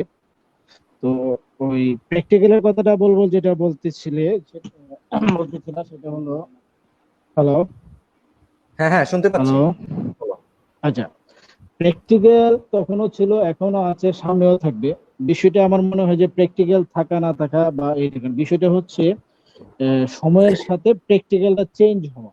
অর্থাৎ আমরা যখন ইলেকট্রো মেকানিক্যাল রিলে পড়ছি, পড়ছি, এখন ইলেকট্রো মেকানিক্যাল তো দূরের কথা, এখন ওই স্ট্যাটিক রিলেও নাই, এখন সরাসরি হলো প্রোগ্রামেবল রিলে। এখন আমরা দেখতেছি বিদ্যুৎ সেক্টরে, এখন আমরা এমন কিছু পরিবর্তন দেখতেছি যে এখন আসছে হলো জিআইএস, মানে সাবস্টেশন, যেটা আগে ওভারহেড ছিল, ছিল, সেটা এখন কম্প্যাক্ট হয়ে ছিল জিআইএস যেটা, হয়ে যাচ্ছে। সবকিছু পাইপের ভিতরে চলে আসছে, এক পাইপের ভিতরে সব, যেটা ছিল, মানে যেটা খুব ছোট এর জায়গায় যে ছোট ছিল, জায়গায় যে চলে আসছে। হ্যাঁ। হ্যাঁ, তো এখন বিষয়টা এরকম যে এই প্র্যাকটিক্যালটা কোর্স কারিকুলাম যারা করছেন বা যারা এটার সাথে রিলেটেড এবং যারা স্টুডেন্ট, সবাইকে সেটা একটু বাস্তব ভিত্তিক, অর্থাৎ সময়ের সাথে যেটা বাস্তব, এদিকে একটু গুরুত্ব দিতে হবে বা নজর দিতে হবে সংশ্লিষ্টদের। আদারওয়াইজ শিখবো, একটা সিজিপিএ নিব, এসে চলে আসবো। সুমন যেটা বলতেছিল যে আমরা আসলে পারতেছি না। আর প্রাইভেট পাবলিকের জবের মধ্যে একটা বড় গ্যাপ থেকে যায়, বড় পার্থক্য থেকে যায়, গ্যাপ না। প্রাইভেটে তোমার মালিকটা চিন্তা করবে যে তুমি তাকে কতটুকু আউটপুট দিতে পারছো। তুমি বিএসসি ইঞ্জিনিয়ার না এমএসসি ইঞ্জিনিয়ার না diploma engineer, does not matter that, ওই মালিকের জন্য ওইখানে সবচেয়ে বেশি গুরুত্ব হচ্ছে তুমি তাকে কতটুকু আউটপুট দিতে পারতেছো। আমার জানার মতে, আমি একজন লোক দিচ্ছিলাম, সে অনলি 5 ফার্স্ট ছিল একটা ফ্যাক্টরিতে, কোনাবাড়িতে। 5 ফার্স্ট লোকটা ছিল ওইখানকার বড় একটা ইন্ডাস্ট্রির হেড ছিল। কেন হেড ছিল? মানে সে কাজগুলো খুব ভালো করতো আর কি। এখন ওই কোর্স কারিকুলাম, থিওরি কারিকুলাম, এটা তো কিছু কিছু সময়ের সাথে চেঞ্জ হবে অবশ্যই, কিন্তু সেই চেঞ্জটা যদি বাস্তব ভিত্তিক না হয় তাহলে হবে না। আর চাকরির ক্ষেত্রে ডিপ্লোমা ইঞ্জিনিয়ারদের অবশ্যই ক্ষেত্র এখনো বেশি, এখনো মানুষ করতেছে। যে সর্বশেষ আমি যদি একটু উদাহরণ দিয়ে বলতে চাই, কিছুদিন আগে আমাদের এখানে অনেকগুলো মানে ছেলে পেলে নিয়োগ হয়েছে সাব স্টেশন অ্যাটেন্ডেন্ট, অর্থাৎ আমাদের সাব স্টেশন যারা অপারেট করে, শিফটিং ডিউটি করে, অন অফ করে। তো দেখলাম যে ওখানে ম্যাক্সিমাম, অর্থাৎ আমার এখানে অফিসে যতগুলো আছে সবাই হলো পাবলিক ইউনিভার্সিটির অনার্স মাস্টার্স। হ্যাঁ, তো এখন চাকরির ক্ষেত্রে আমরা অবশ্যই এখনো পর্যন্ত একটা ভালো জায়গায় আছি বা ভালো একটা জায়গায় আছি, কিন্তু সেটাকে ধরে রাখতে হবে। ধরে রাখার জন্য একমাত্র ইঞ্জিনিয়ারিং সাইড, এটা হচ্ছে টেকনিক্যাল সাইড, এখানে আসলে কাজের কোনো বিকল্প নেই। হ্যাঁ, গভর্নমেন্টে সুমন একটু বলতেছিল যে যারা একটু গভর্নমেন্টে ঢুকে যাচ্ছে তারা হয়তো পার পেয়ে যাচ্ছে। হ্যাঁ, গভর্নমেন্টের বিষয়টা একটু আলাদা, কারণ এখানে একটু মানে একটা ফরম্যাটে চলে, কারণ এখানে এখানে এত দেখানোরও খুব একটা সুযোগ নাই, আর এই সুযোগ একটু কম থাকে, এটাই আমার। এই তো মোটামুটি আর কি। আর স্যার, স্যার তো নতুন স্যারের সাথে আমার মানে আমরা প্রথম দেখলাম, স্যারকে ধন্যবাদ, স্যার আমাদের সাথে যোগ দিলেন। সিলেট পলিটেকনিক স্যার কোথায় শুনতে স্যারকে পারলাম যে আমরা স্যারের প্রথম ধন্যবাদ দিয়ে প্রথম এখন চাকরি। এখন স্যারকে আমরা ধন্যবাদ দিয়ে ছোট বা স্যারকে না, বিদায় করতে চাচ্ছি না। না, আমরা না, আমি স্যারের বিদায় সাথে করছি না। আছি, থাকবো শেষ পর্যন্ত। হ্যাঁ, স্যারকে আমাদের হ্যাঁ, অনেক অবশ্যই। প্রয়োজন। তো না, না, স্যারকে আমি আসলে ওইটা বলতে চাচ্ছিলাম যে আমাদের সিলেট পলিটেকনিকের স্যারের প্রথম না, জয়েনিং মনে হচ্ছে, আমি যেটা বুঝলাম আর কি। আর কি। এই জন্য স্যারকে আর জি ধন্যবাদ, জি, যেহেতু আমি সিলেট পলিটেকনিকের তাহলে আমি স্টুডেন্ট। একটু কথা বলি। আমরা এখানে আমি আরেকটু শেয়ার করি আলমগীর বন্ধুর কাছে। সেটা হচ্ছে যে আমরা তো সবাই এখানে ইলেকট্রিক্যালের ছাত্র, স্যার সহ। তো দেখা যাচ্ছে যে আমরা যেখানেই যাই, আমি মেবি যে কোনো সেক্টরে, সব সেক্টরে ইলেকট্রিক্যালস এর বিকল্প কোনো রাস্তা নাই। তো সেক্ষেত্রে আমার বন্ধুর কাছে, আলমগীরের কাছে কোশ্চেন, যে আসলে কি ইলেকট্রিকই পড়া উচিত না অন্য কোনো ডিপার্টমেন্টে স্টুডেন্টদের আগ্রহ দেখানো বেশি মানে উচিত, কোনটাতে সবচেয়ে তাদের এইটা তো আসলে হ্যাঁ, আমার যেটা মনে হয় আর কি, কারণ চাকরি তো বিশেষ করে যারা ডিপ্লোমা ইঞ্জিনিয়ারিং আমরা পড়ি, আমরা তো আসলে চাকরির জন্যই পড়ি। এটা আমরা কোনো থিসিস করে বা বড় কিছু গবেষণার জন্য পড়ি না, এটা স্বাভাবিক, বা পিএইচডি করার জন্য সবাই পড়ে তা না। তো এক্ষেত্রে যেহেতু ডিপ্লোমা ইঞ্জিনিয়ারিং যারা পড়ি আমরা সাধারণত যে ধরনের ফ্যামিলি থেকে যাই, তো সেক্ষেত্রে অবশ্যই যেটা ডিমান্ড বেশি সেটা তো অবশ্যই চুজ করা উচিত, এটা তো স্বাভাবিক। আর ডিমান্ডের ক্ষেত্রে ইলেকট্রিক্যাল এখনো পর্যন্ত আমার কাছে মনে হয় যে আগামী আছে এবং প্রথম দিকেই আছে আর কি, সেই হিসেবে ইলেকট্রিক্যাল তো চয়েস করা যেতে পারে। থ্যাংক ইউ বন্ধু। আমাদের যেহেতু ইলেকট্রিক্যাল ডিপার্টমেন্টের আজকে প্রসঙ্গ চলতেছে বা আলোচনা চলতেছে, সেটাকে তুমি ভালোভাবে সাপোর্ট করছো। তো এখন আমি চলে যাচ্ছি রাকিবের কাছে। রাকিব, এখন ভাই মোটামুটি তো অনেক ধরনের কথাবার্তা হচ্ছে, একটা অংশ আমার মনে হচ্ছে যে এটা এখনো বাকি পড়ে গেছে। সেটা হচ্ছে যে আমরা প্রত্যেকটা ডিপ্লোমা ইঞ্জিনিয়ার শেষ করার পরে, তোমাদের হয়তো 4 বছর ছিল, আমরাই সেটা আন্দোলন করে দিয়ে আসছিলাম, আমাদের 3 বছর ছিল, আমাদের অ্যাটাস্ট্রিয়াল ট্রেনিং, যেটা ইন্ডাস্ট্রিয়াল ট্রেনিং বলা হয়। হ্যাঁ, এটা আসলে তোমার লাইফে বা আমাদের স্টুডেন্ট লাইফে কতটুকু গুরুত্ব আছে? যেমন আমরা যখন সুমন মনে হয় আমাদের সাথে ছিলি, আমরা আশুগঞ্জ পাওয়ার স্টেশনে গেছিলাম। আমরা যখন Right, right, আশুগঞ্জ right. হ্যাঁ, আমরা আশুগঞ্জ পার্ক আমিও হ্যাঁ ছিলাম। আশুগঞ্জ পাওয়ার স্টেশনে যখন, তোদের মনে আছে কিনা জানি না, আমাদের যে ডিপ্লোমা ইঞ্জিনিয়ার একজন স্যার ছিল, উনি প্রথম ক্লাসে বলছিল, শ্যামল কান্তি কি নাম ছিল মনে, শ্যামল হ্যাঁ কান্ত হ্যাঁ মনে আমি আছে আমার। নামটা ভুলে গেছি স্যার, শ্রদ্ধেয় স্যার, খুব ভালো, আমাদেরকে হিন্দু খুব হিন্দু ভালো এবং গাইড, হ্যাঁ, আমি হিন্দু ওনার হিন্দু নামটা ভালো একটু গাইড এক মিনিট, আমি ওনাকে এখনো শ্রদ্ধা করি, কারণ এই ক্ষেত্রে যে আমি দেখছিলাম অন্যভাবে কেউ নেবেন না, অন্যভাবে কেউ নেবেন না, অনেক ভালো ওখানে স্যার। আমাদের বিচ ইঞ্জিনিয়ার স্যাররা ট্রেনিং করাই মানে ক্লাস করাইছিল আমাদের, উনি এজ এ ডিপ্লোমা ইঞ্জিনিয়ার হিসেবে আমাদের ক্লাস করাইছিল। আমি আমার জীবনে যত মানে শিক্ষক দেখছি, আর ওনাকে সহ যদি আমি বলতে চাই, প্রশিক্ষক, শিক্ষক প্লাস একাডেমিক শিক্ষক, ওনাকে আমি এখনো স্যালুট জানাই যে উনি মানে ওনার কাছে যে ওনার অন্যান্য যে বিএসসি কলিগরা ছিল, আমার ব্যক্তিগতভাবে যদি কেউ বলা হয়, ওনার ধারে কাছে কেউ ছিল না। উনি টেকনিক্যালি এতটা সাউন্ড ছিল, আমার এখনো না, মনে করে উনি ডেফিনেটলি যেভাবে বিভিন্ন এত সাউন্ড। ইয়াগুলো বলতেছিলেন যে কত প্রেশার, আসলে কত কিছু ছিল, আসলে আমি এখানে কত একটু ইন্টারফেয়ার অন্যান্য করি। যে বিএসসি ইঞ্জিনিয়াররা ক্লাস নিত, মানে ওনার ধারে কাছে আমি ছিল না, বা আমি বললাম যে আমার নামটা এখনো মনে আছে ওনার, না না ওনাকে ওনার আমার খুব ইয়া ছিল যে না আমার না না এরকম উনি পুরো মনে ভালো নেই, বাট টিচার ছিল। আমি একটু কথা বলি যে যেহেতু টিচার প্রসঙ্গে চলে আসছে, আচ্ছা টিচার শিক্ষা আচ্ছা গুরু, আচ্ছা আচ্ছা।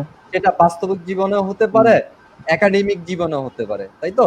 তো এখন যেমন হচ্ছে আমাদের জি জি। টিচার, আমি আমার ব্যক্তিগত লাইফ থেকে একটা জিনিস আমি খুব ভালোভাবে পরিলক্ষণ করেছি, সেটা হচ্ছে যে একজন টিচার, তার যদি সন্তান থাকে, রাস্তা দিয়ে চলতেছে একজন টিচারের সন্তান, কেউ কোনোদিন বলে না যে ওর বাবা, এটা দেখছি, কারণ আমার ফাদার একজন টিচার। হ্যাঁ, আমার যত পরিচয়, আমি যত বড় ইঞ্জিনিয়ার হই, আমি যত বড় ডাক্তার হই, যত কিছুই হই, তারপর আমি যখন একজন টিচারের ছেলে হই, তখন আমার পরিচয়টা চলে আসে যে এরকম টিচারের ছেলে। এটা যে একটা সমাজে মানে আমাদের বড় বড় ইঞ্জিনিয়ার হচ্ছে, পৃথিবীতে চিফ ইঞ্জিনিয়ার হচ্ছে, বা সুপারিনটেন্ডেন্ট ইঞ্জিনিয়ার হচ্ছে, বা বড় বড় ডাক্তার হচ্ছে, বাট টিচারদের যে একটা সম্মান, সেটা কিন্তু কোনো কিছু দিয়ে এটা মেকআপ হয় না।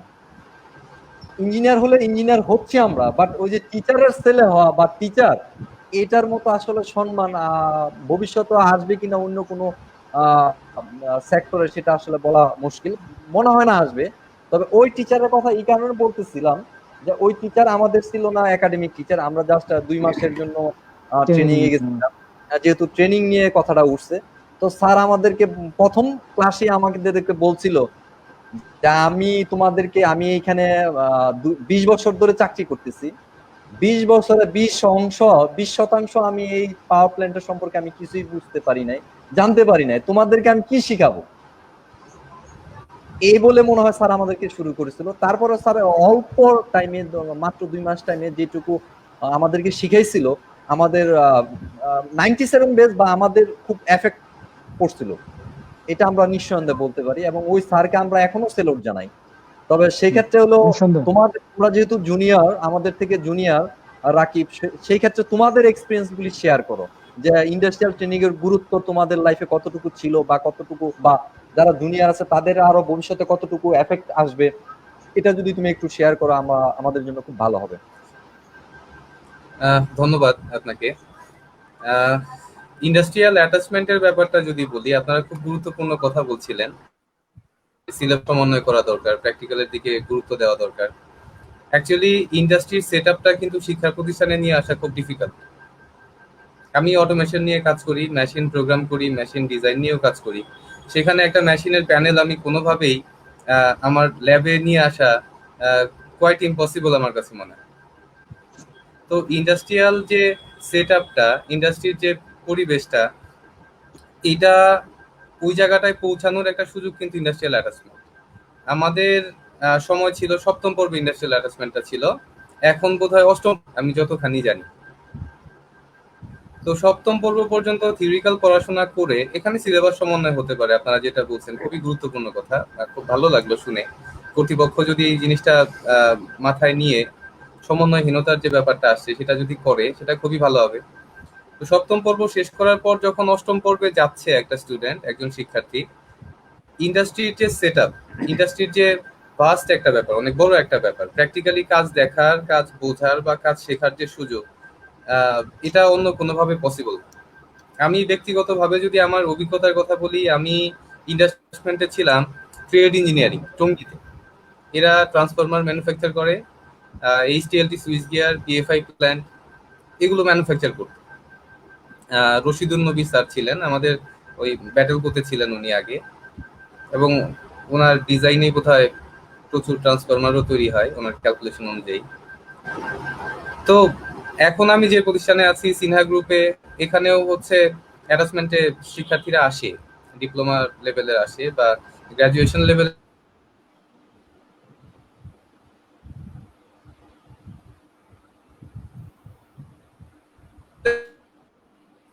ছেলে পেলেও আসে।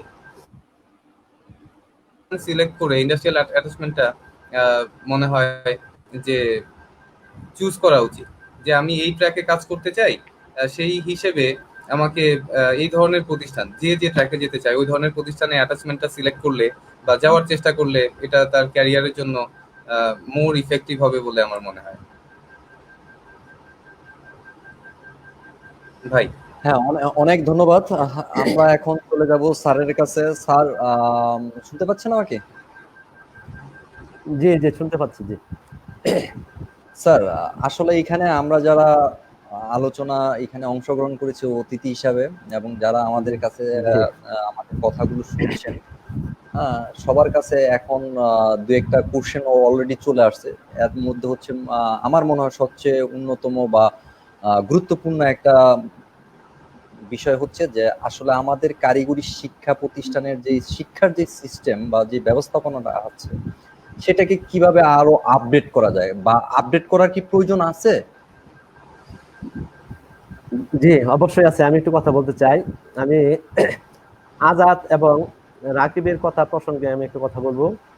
সেটা হচ্ছে আমাদের যে কোর্স কারিকুলামটা আছে, আমি মনে করি যে আমাদের কোর্স কারিকুলাম যখন যারা অংশগ্রহণ করে এটা তৈরি করার জন্য, সেই ক্ষেত্রে আমি মনে করি ইন্ডাস্ট্রিয়াল লেভেলের কিছু লোক থাকা প্রয়োজন।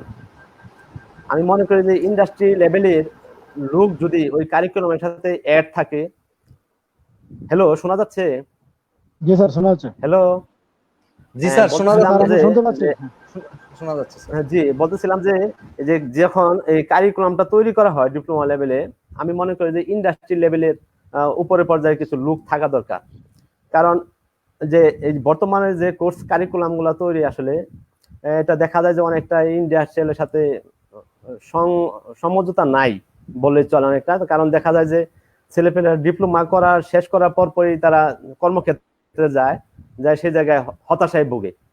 কারণ দেখা যায় যে বর্তমানে যে ইলেকট্রিক্যাল, ইলেকট্রনিক্স বা কম্পিউটার বেস যে ছাত্রগুলো আছে, তারা যে মূলত ডিপ্লোমা কমপ্লিট করার পরে চাকরির জন্য ছোটাছুটি করে, তারা যদি তার বেসটা অর্থাৎ টেকনিক্যাল হ্যান্ডটা যদি তাদের ভালো না থাকে, অর্থাৎ ইন্ডাস্ট্রিয়াল লেভেল না হয়, তাহলে তারা অনেকটা পিছিয়ে পড়ে।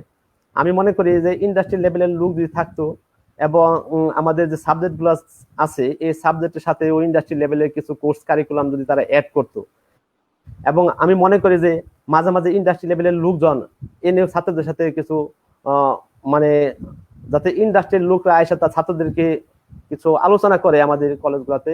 আমি যদি এটা একটা কোর্স হিসাবে অর্থাৎ লাস্টে অর্থাৎ 8ম সেমিস্টার বর্তমানে ইন্ডাস্ট্রিয়াল ট্রেনিং এর কার্যক্রম পরিচালিত হচ্ছে বর্তমানে।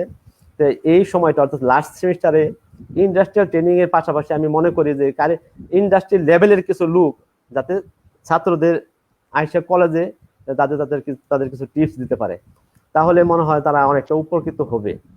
আর অনেক ধন্যবাদ স্যার। আমার একটু ইন্টারাপ্ট করে আরেকটা ব্যাপারে আমার আরেকটু মানে জানার বাকি ছিল, সেটা হচ্ছে যে আমাদের যে সিস্টেম এখন আমাদের পলিটেকনিক্যাল যতগুলো পলিটেকনিক এখন তো প্রত্যেকটা ডিস্ট্রিক্ট ওয়াইজ পলিটেকনিক চলে গেছে। যেমন স্যার নরসিংদী, ব্রাহ্মণবাড়িয়া, মেবি আমি যত দূর জানি যে প্রত্যেকটা জেলা পর্যায়ে একটা করে পলিটেকনিক্যাল আছে। এখন স্যার সেই ক্ষেত্রে কি আমাদের যেটা স্যার প্রথমে আপনি বলছিলেন যে আমাদের সিলেট পলিটেকনিক্যালে টিচারের স্বল্পতা, এখন কি স্যার এই টিচারের যে স্বল্পতা এটাকে কাটিয়ে ওঠার জন্য স্যার আপনাদের কি কি করণীয় থাকতে পারে, বা আপনারা কতদূর আমাদের যারা রানিং স্টুডেন্ট আছে ওদের জন্য কতটুকু সাহায্য করতে পারেন, এই আশাটা পেলে স্যার আমরা নিজেরা খুব ধন্য মনে করব যে আমরা এই অনুষ্ঠানের মাধ্যমে আমাদের ছোট ভাইদের জন্য বা যারা রানিং স্টুডেন্ট আছে তাদের জন্য হয়তো বা অল্প একটু আলো হলো দেখাতে সক্ষম হতে পারছি এরকম স্যার। জি, আসলে দূরে আসলে সিলেট পলিটেকনিক একটা ব্যাকওয়ার্ড পেজে আছে, দেখা যায় ছাত্রছাত্রীরা দূর থেকে যে পড়াশোনা বেশি করে ওই জায়গায়। তো আমি মনে করি যে আসলে ওই জায়গায় টিচাররা যদি এটা লং টাইম থাকতে চাইতো তাহলে ওই জায়গার যারা পড়াশোনা করে তাদের জন্য বেশ একটা উপকার আসতো আমি মনে করি। কিন্তু দেখা যায় যে কোনো টিচার যাওয়ার পরে অন্যত্র যাওয়ার জন্য চেষ্টা চালায় অন্য পলিটেকনিক্যালে। কি কারণে এটা আমি বলতে পারবো না, সেই জায়গায় তাদের থাকার আগ্রহটা একটু কম থাকে আমি মনে করি যেটা আর কি। তারপর আমি দীর্ঘদিন ছিলাম, আমি আশা করি যে ওই জায়গায় যদি কর্তৃপক্ষ নজর দেয়, অর্থাৎ টিচাররা যাতে একটু প্রত্যেকটা ডিপার্টমেন্টের টিচারের সংখ্যা যাতে একটু বেশি থাকে, এবং দেখা যায় যে ইলেকট্রিক্যাল একটা ডিপার্টমেন্ট সেই জায়গায় 2-3টা গ্রুপ, এখন বর্তমানে মনে হয় 4টা গ্রুপ, তাহলে সেই জায়গায় টিচার যে পরিমাণ থাকা দরকার তার 4 ভাগের 1 ভাগ নাই বলে আমি মনে করি। দেখা যায় যে পার্ট টাইম টিচারদের চালাইতে হয়, তো এই কারণে দেখা যায় যে ছাত্ররা অনেকটাই পিছিয়ে যায় মনে করি যেটা। এই কারণে আমি মনে করি কর্তৃপক্ষের দিকে একটু নজর দেওয়া উচিত যে আসলে টিচাররা যাতে থাকে এরকম, যাতে আগ্রহ ওই জায়গায় থাকার আগ্রহ থাকে এরকম পরিবেশ তৈরি করা আমি মনে করি একটু উচিত। অনেক ধন্যবাদ স্যার। বুলবুল আমি একটু কথা বলতে চাই, স্যারের প্রসঙ্গ নিয়ে একটু কথা বলতে চাই আর কি। জি জি জি জি, হ্যাঁ বলো। স্যার যে কথাটা বললো যে আসলে সিলেট পলিটেকনিক ইনস্টিটিউটের টিচারদের যে ব্যাপারটা, আমি দীর্ঘদিন যাই না অথবা আমি জানি না হয়তো, কিন্তু স্যার তো দীর্ঘদিন ওখানে ছিলেন বা ওখানে দেখছেন ওখানকার যে পরিবেশটা স্যার। অন্যান্য পলিটেকনিক্যাল আমি ভিজিট করছি, আমি কুমিল্লা পলিটেকনিক্যাল, আমি ঢাকা পলিটেকনিক্যাল বলেন, তারপরে আমি বগুড়া পলিটেকনিক্যাল বলেন, আমি কয়েকটা পলিটেকনিক্যাল আমার সৌভাগ্য হয়েছে আমি ভিজিট করার। তো এখানকার যে প্রত্যেকটা পলিটেকনিক্যালের আউটসাইড যে পরিবেশটা আছে সেটা এই পলিটেকনিক কেন্দ্রিক এবং সেটা অনেক সুন্দর। মানে পলিটেকনিক কেন্দ্রিক হওয়ার কারণে ওটা জমজমাট থাকে, মার্কেট থাকে, যেটা বলেন শপিং মল বা অন্যান্য যা কিছু সবকিছু পলিটেকনিক কেন্দ্রিক ভালো কিছু থাকে, যেখানে একটা পলিটেকনিক ইনস্টিটিউট আছে এটা প্রয়োজন, কিন্তু আদৌ সিলেট পলিটেকনিক ইনস্টিটিউট ঘিরে ওখানে এরকম কোনো কিছু তৈরি হয় নাই যে একজন থাকার মতো পরিবেশ, একটা টিচার থাকবে, একটা তার পরিবার পরিজন নিয়ে ওখানে থাকবে, ওই পরিবেশটা ওখানে নাই। পাশেই 2টা গ্রাম, এবং 2টা গ্রামই খুব খুব বাজে গ্রাম আর কি, খুব একটা ভালো গ্রাম বলতে না, আমরা দীর্ঘদিন ছিলাম আমরা জানি এই 2টা গ্রামের পরিবেশ খুবই বাজে। ওখানকার লোকজনও খুব একটা যে নন লিটারেচার লোক খুবই বেশি। একটা শিক্ষিত পরিবেশ যেটা তৈরি হতো যদি এলাকার ভিতরে, তাহলে হয়তো ছাত্ররা বলেন বা শিক্ষকরা থাকার মতো একটা পরিবেশ পেলে মনে হয় অনেক মানে শিক্ষক থাকার জন্য আগ্রহী হতো। এই পরিবেশটার কারণে অনেক হয়তো ফ্যামিলিগত ভাবে হোক, যে কোনো একটা ভালো টিচার যদি থাকতে যায় তার নিশ্চয়ই তার ফ্যামিলিটা ভালো থাকতে চায়, যে তার ফ্যামিলিটা ওখানে পড়বে, তার বাচ্চাটা স্কুলে পড়বে, তার বাচ্চাটা স্কুলে পড়তে হবে। তো স্কুলটাকে কিন্তু সে ওখানে কিন্তু একটা ভালো স্কুলও নেই যে একটা স্কুলে তার বাচ্চাটা পড়বে, একটা কিন্ডারগার্টেন স্কুল বা যেটাই বলে একটা ভালো স্কুল ওই হ্যাঁ, স্কুলটা কিন্তু সুমন, তার। সুমন অনেক ধন্যবাদ। আমাদের অনলাইনে আরো অনেকে ওয়েট করতেছে, ছোট ভাই, বড় ভাই। হ্যাঁ, আমরা আমাকে একটু আমাকে সময় লিভ স্বল্প করে দাও, করার আমি জন্য একটু নামাজ না কালাম না, পড়বো আর লিভে কি। আসতেছি, লিভে আসতেছি। তো সুমন বন্ধু, তোমার তোমার যে সাজেশন হ্যাঁ যেটা এবং স্যার যেটা বললো, আমি হুম, বিগত 2 বছর বা এরকমই, আহ, এর 2 বছর হবে আমি পলিটেকনিক গেছিলাম। আসলে জি স্যার যেটা বলছে এটার সাথে আমিও একমত। তবে আশা করি যারা আমাদের এই কথা শুনছেন, যদি কোনো কর্তৃপক্ষ যারা আছেন যদি শুনতে পান আমাদের এই আত্মচিৎকার, তাহলে অবশ্যই আমাদের এই ব্যবস্থা করবেন আমাদের ছাত্রদের জন্য যারা সিলেট পলিটেকনিকে আছে। আমাদের বিনীত অনুরোধ থাকবে। এবং সুমন বন্ধু, তুমি আমাদেরকে এই অ্যালামনাই অ্যাসোসিয়েশনের যে মূল্যবান সময়টুকু স্পেন্ড করছো ধন্যবাদ। তার জন্য অনেক অনেক ধন্যবাদ। আবার দেখা আমিও হবে। তোমাদেরকে অনেক ধন্যবাদ জানাই, স্যারকে বিশেষ করে বিশেষ ধন্যবাদ জানাই। স্যার মানে আমরা তো হয়তো স্যারকে পাই নাই, কিন্তু হয়তো আমরাও তার ছাত্র, কারণ আমরাও পলিটেকনিক ইনস্টিটিউটের স্টুডেন্ট। তো স্যারকে অনেক অসংখ্য ধন্যবাদ এত সময়, মানে এতটুকু সময় আমাদেরকে দেওয়ার জন্য আর কি, তার মূল্যবান হ্যাঁ, সময়গুলো স্যার, আর কি। এবং স্যারকে ওই আমি আলমগীরের মতো এখনো বলতেছি, স্যারকে এখনো ছাড়া যাবে না। হ্যাঁ, স্যার অবশ্যই আমাদের সাথে থাকবেন। হ্যাঁ, স্যার আমাদের আমি কাছ থেকে আমি পলিটেকনিক আচ্ছা, চলে আমি গেলে কি লাস্ট, হবে? স্যার এখনো ময়মনসিংহে থাকলে আমাদের এখানে থাকতে হবে। না স্যার, সিলেট পলিটেকনিকেরই স্যার আমরা মনে করব। হ্যাঁ, আমরা সিলেট পলিটেকনিকের ছাত্র, হ্যাঁ স্যারই স্যার, চিনবো। হ্যাঁ হ্যাঁ, স্যারই আমরা জানবো, বা আমরা ময়মনসিংহ ভুলে যাব। আজকে হ্যাঁ এই এই অনুষ্ঠানে আমরা স্যারকে ভুলে যাব। স্যার জি, ময়মনসিংহ পলিটেকনিকের টিচার, আমরা মনে করব সিলেটের। তা এখন আমার বন্ধু আলমগীর হোসেন, হ্যাঁ আলমগীরের কাছে আমি ফিরে যাচ্ছি।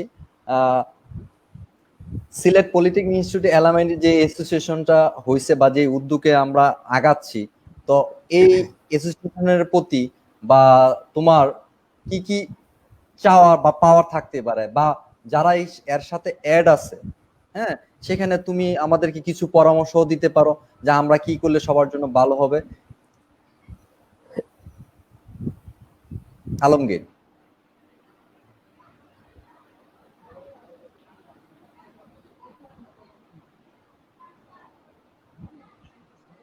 আলমগীরের মুড করা আছে মেবি। আলমগীর হ্যাঁ, শোনা যাচ্ছে আলমগীর না? শোনা যাচ্ছে। শোনা যাচ্ছে? হ্যাঁ এখন শোনা যাচ্ছে। ওকে, ও ওই হোস্ট মিউট করে দিছিল, হুম। টের পায় নাই। আচ্ছা, এই প্রথমত ধন্যবাদ যারা এটাকে অ্যালামনাই অ্যাসোসিয়েশনটা গঠন করছে, ফর্ম করছে, তাদেরকে সবাইকে ধন্যবাদ। তো পরামর্শ বলতে আসলে আম, এটা আমরা অনেক কিছুই করতে পারি। এটার মাধ্যমে ডিপার্টমেন্ট ওয়াইজ অথবা কয়েকটা ডিপার্টমেন্ট মিলে আমরা একসাথে কোনো সেমিনার করতে পারি, আমরা কোন বিনোদন করতে পারি, আবার কোনো সেমিনার কেন্দ্রিক কোনো গঠনমূলক আলোচনা বা কোনো টেকনিক্যাল আলোচনার বিষয় নিয়ে কোনো সেমিনার করতে পারি। হ্যাঁ, এই টাইপের জিনিসগুলো আসতে পারে। ধন্যবাদ। হ্যাঁ, থ্যাংক ইউ আলমগীর। বুলবুল, আমি একটু কথা বলতে চাই, এক ইয়া, মিনিট একটু বলা যাবে? বলবো। আচ্ছা, আমি আমি একটু লিভ করতে চাই, একটু ইমার্জেন্সি আর কি। হ্যাঁ, সবাই সবাইকে যদি লিভ একটু করে ধন্যবাদ চলে দিয়ে আমি একটু বের করি। যায়, ওকে ওকে, না না, সমস্যা নেই, সবাই ব্যস্ততার মাঝে। তারপর আমি বলবো যে ব্যস্ততার মাঝে যেটুকু সময় দেওয়া হয়েছে, আলমগীর তোমাকে অনেক ধন্যবাদ। সুমন, তুমি থাকো, তোমার হ্যাঁ দরকার আছে, হ্যাঁ, হ্যাঁ, তোমার লাগবে। আচ্ছা দোস্ত। কারণ তোমার কাছ থেকে আমরা ওকে ওকে, ভালো ভালো, যদিও দুই ছোট থ্যাংক ভাইয়ের ইউ কাছে থ্যাংক খুব ইউ। ভালো ভালো সরি সরি, আসলে আমার উপদেশ একটু বা ইমার্জেন্সি পড়ে গেছে। হ্যাঁ, জ্ঞান পাচ্ছি। হ্যাঁ সুমন, হ্যাঁ বলো।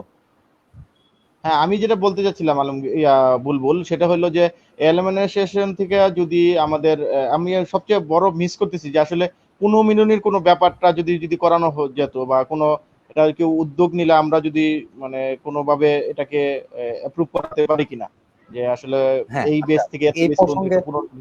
এই প্রসঙ্গে আমাদের ব্যাকগ্রাউন্ডে যারা কাজ করছে তাদের, আমাদের কিছু জুনিয়র ভাই আছে, তাদের সাথে আমরা কথা বলছি। যেমন হচ্ছে তুইও বিশ্বাস করবি বা এই গ্রুপে যারা আছে সবাই বিশ্বাস করবে কথাটা, সেটা হচ্ছে যে আহ, আমরা যে 97-98 যে বেসটা, এটা তো হ্যাঁ কলেজ লাইফ থেকেই অনেক অ্যাক্টিভ ছিলাম এবং এখনো অ্যাক্টিভ আছে, এবং আমাদের একটা গ্রুপও আছে।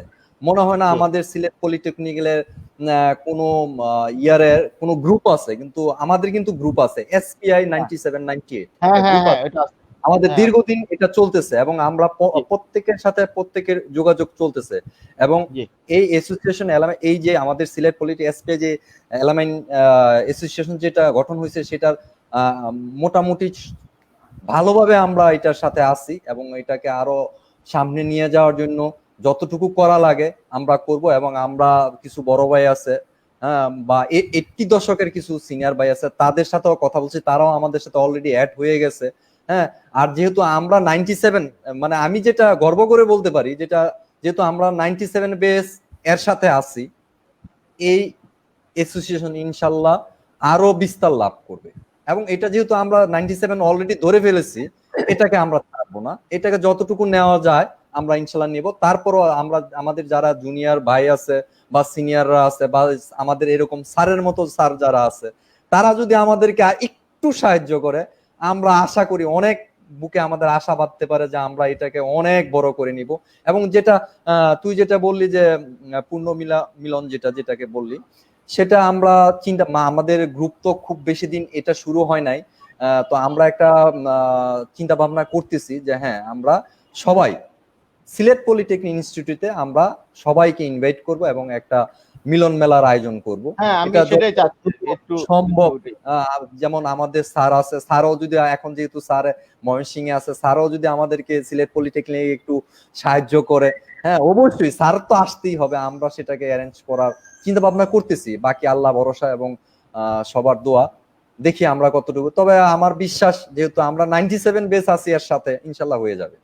আর আমাদের মতো যদি আমাদের কিছু জুনিয়র বাইরে এরকম শক্তি দিত আমাদেরকে, তাহলে তো আমি খুব 100% শিওর দিতে বলতাম যে অতি শীঘ্র, এবং ডেটও দিয়ে দিতে পারতাম যে হ্যাঁ সামনের মাসে বা এর পরের মাসে হয়ে যাবে। বাট এখন যেহেতু আমরা মাত্র 97 বেস মাত্র অ্যাড হয়েছি এবং এটার বয়সও কম, সেক্ষেত্রে একটু সময় লাগবে।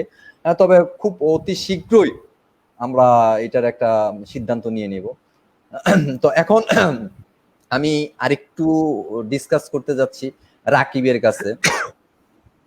হ্যাঁ, আমরা যারা বের হই পলিটেকনিক থেকে, তখন আমাদের আসলে কোন ক্ষেত্রে ভাই অ্যাটাস্টিয়াল ট্রেনিং গুলি নেওয়া উচিত বা লক্ষ্যটা কেমন হওয়া উচিত, যে আমি যে আমার ভবিষ্যৎ লাইফ আমি টেলিকমিউনিকেশনে যাব, বা কারণ ইলেকট্রিক্যাল থেকে সব জায়গায়, যেমন আমি টেলিকমিউনিকেশনে চাকরি করছি, আমি রহিমা ফ্রুজে চাকরি করছি, আমি টেক্সটাইলে চাকরি করছি, আমি বাইরে এমএসসি ইঞ্জিনিয়ারিং করতে গিয়ে আমি মার্সিডিজ বিএমডব্লিউ একটা সার্ভিস সেন্টার ছিল, ওইখানে অ্যাপ্লাই করে ওইখানেও আমি জব করছি 2.5 বছর, যেটা আমার স্টুডেন্ট লাইফে পার্ট টাইম খুব ভালো সাপোর্ট পেয়েছিলাম।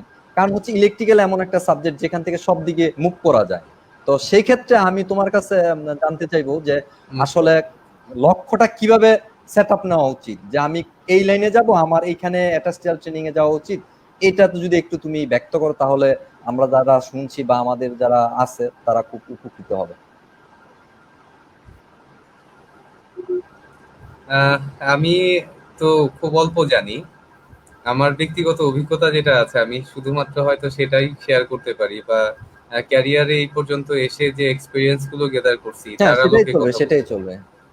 আহ, সেক্ষেত্রে হ্যাঁ, এখানে আজাদ ভাই আছেন, আজাদ ভাইকে উদাহরণ দিয়ে বলি। আজাদ ভাইয়ের একটা প্রতিষ্ঠান আছে যেখানে ইন্ডাস্ট্রিয়াল অটোমেশন নিয়ে কাজ করে।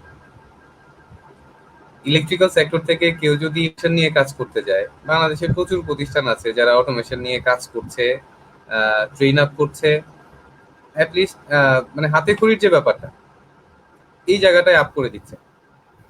এরপর বিভিন্ন ইন্ডাস্ট্রি আছে, টেক্সটাইল ইন্ডাস্ট্রির কথা বলি, বা হচ্ছে আদার ম্যানুফ্যাকচারিং ইন্ডাস্ট্রি যেগুলো আছে। এরপর প্রাইভেট সাবস্টেশন ম্যানুফ্যাকচারিং কোম্পানি আছে, লটস অফ ইন্ডাস্ট্রি। এখন এখানে আরেকটা লিমিটেশন আছে আমাদের, যে আমরা কিন্তু সব সময় আমাদের চাহিদা মতো প্রতিষ্ঠানে যেতে পারি না। ইন্ডাস্ট্রিয়াল অ্যাটাচমেন্ট আমি করতে চাচ্ছি 100 কেভি সাবস্টেশন বা আরো হায়ার গ্রেডের সাবস্টেশনের কথা কি বলি, ওদিকে যাওয়ার ইচ্ছা আছে, সবাই সেই সুযোগটাও পায় না। এখানে শিক্ষক যারা থাকেন, যারা কোঅর্ডিনেট করেন এই ইন্ডাস্ট্রিয়াল অ্যাটাচমেন্টের ব্যাপারগুলো, তারা হচ্ছে এই জায়গাটায় একটু দায়িত্ব পালন করতে পারেন, যে প্রতিষ্ঠান সিলেকশনের যে ব্যাপার থাকে সেটা। আর ক্যারিয়ার পাথ অ্যাকচুয়ালি মানে এখানে আমাদের সিলেকশনের সুযোগ খুব কম। এমন প্রচুর প্রতিষ্ঠান আছে যারা ইন্ডাস্ট্রিয়াল অ্যাটাচমেন্ট হচ্ছে অ্যালাউ করে না, এমন অনেক প্রতিষ্ঠান আছে। যারা অ্যালাউ করে সেই প্রতিষ্ঠানগুলোতে ট্রাই করা উচিত, যে যার যেদিকে প্যাশন, যার যেটা পছন্দ, যে ট্র্যাকটা পছন্দ ক্যারিয়ারের, সেই ট্র্যাক অনুযায়ী প্রতিষ্ঠান সিলেক্ট করে।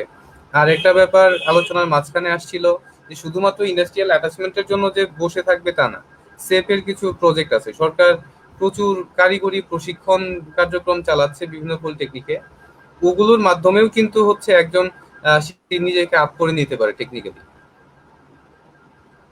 এটা একটা সুযোগ আছে।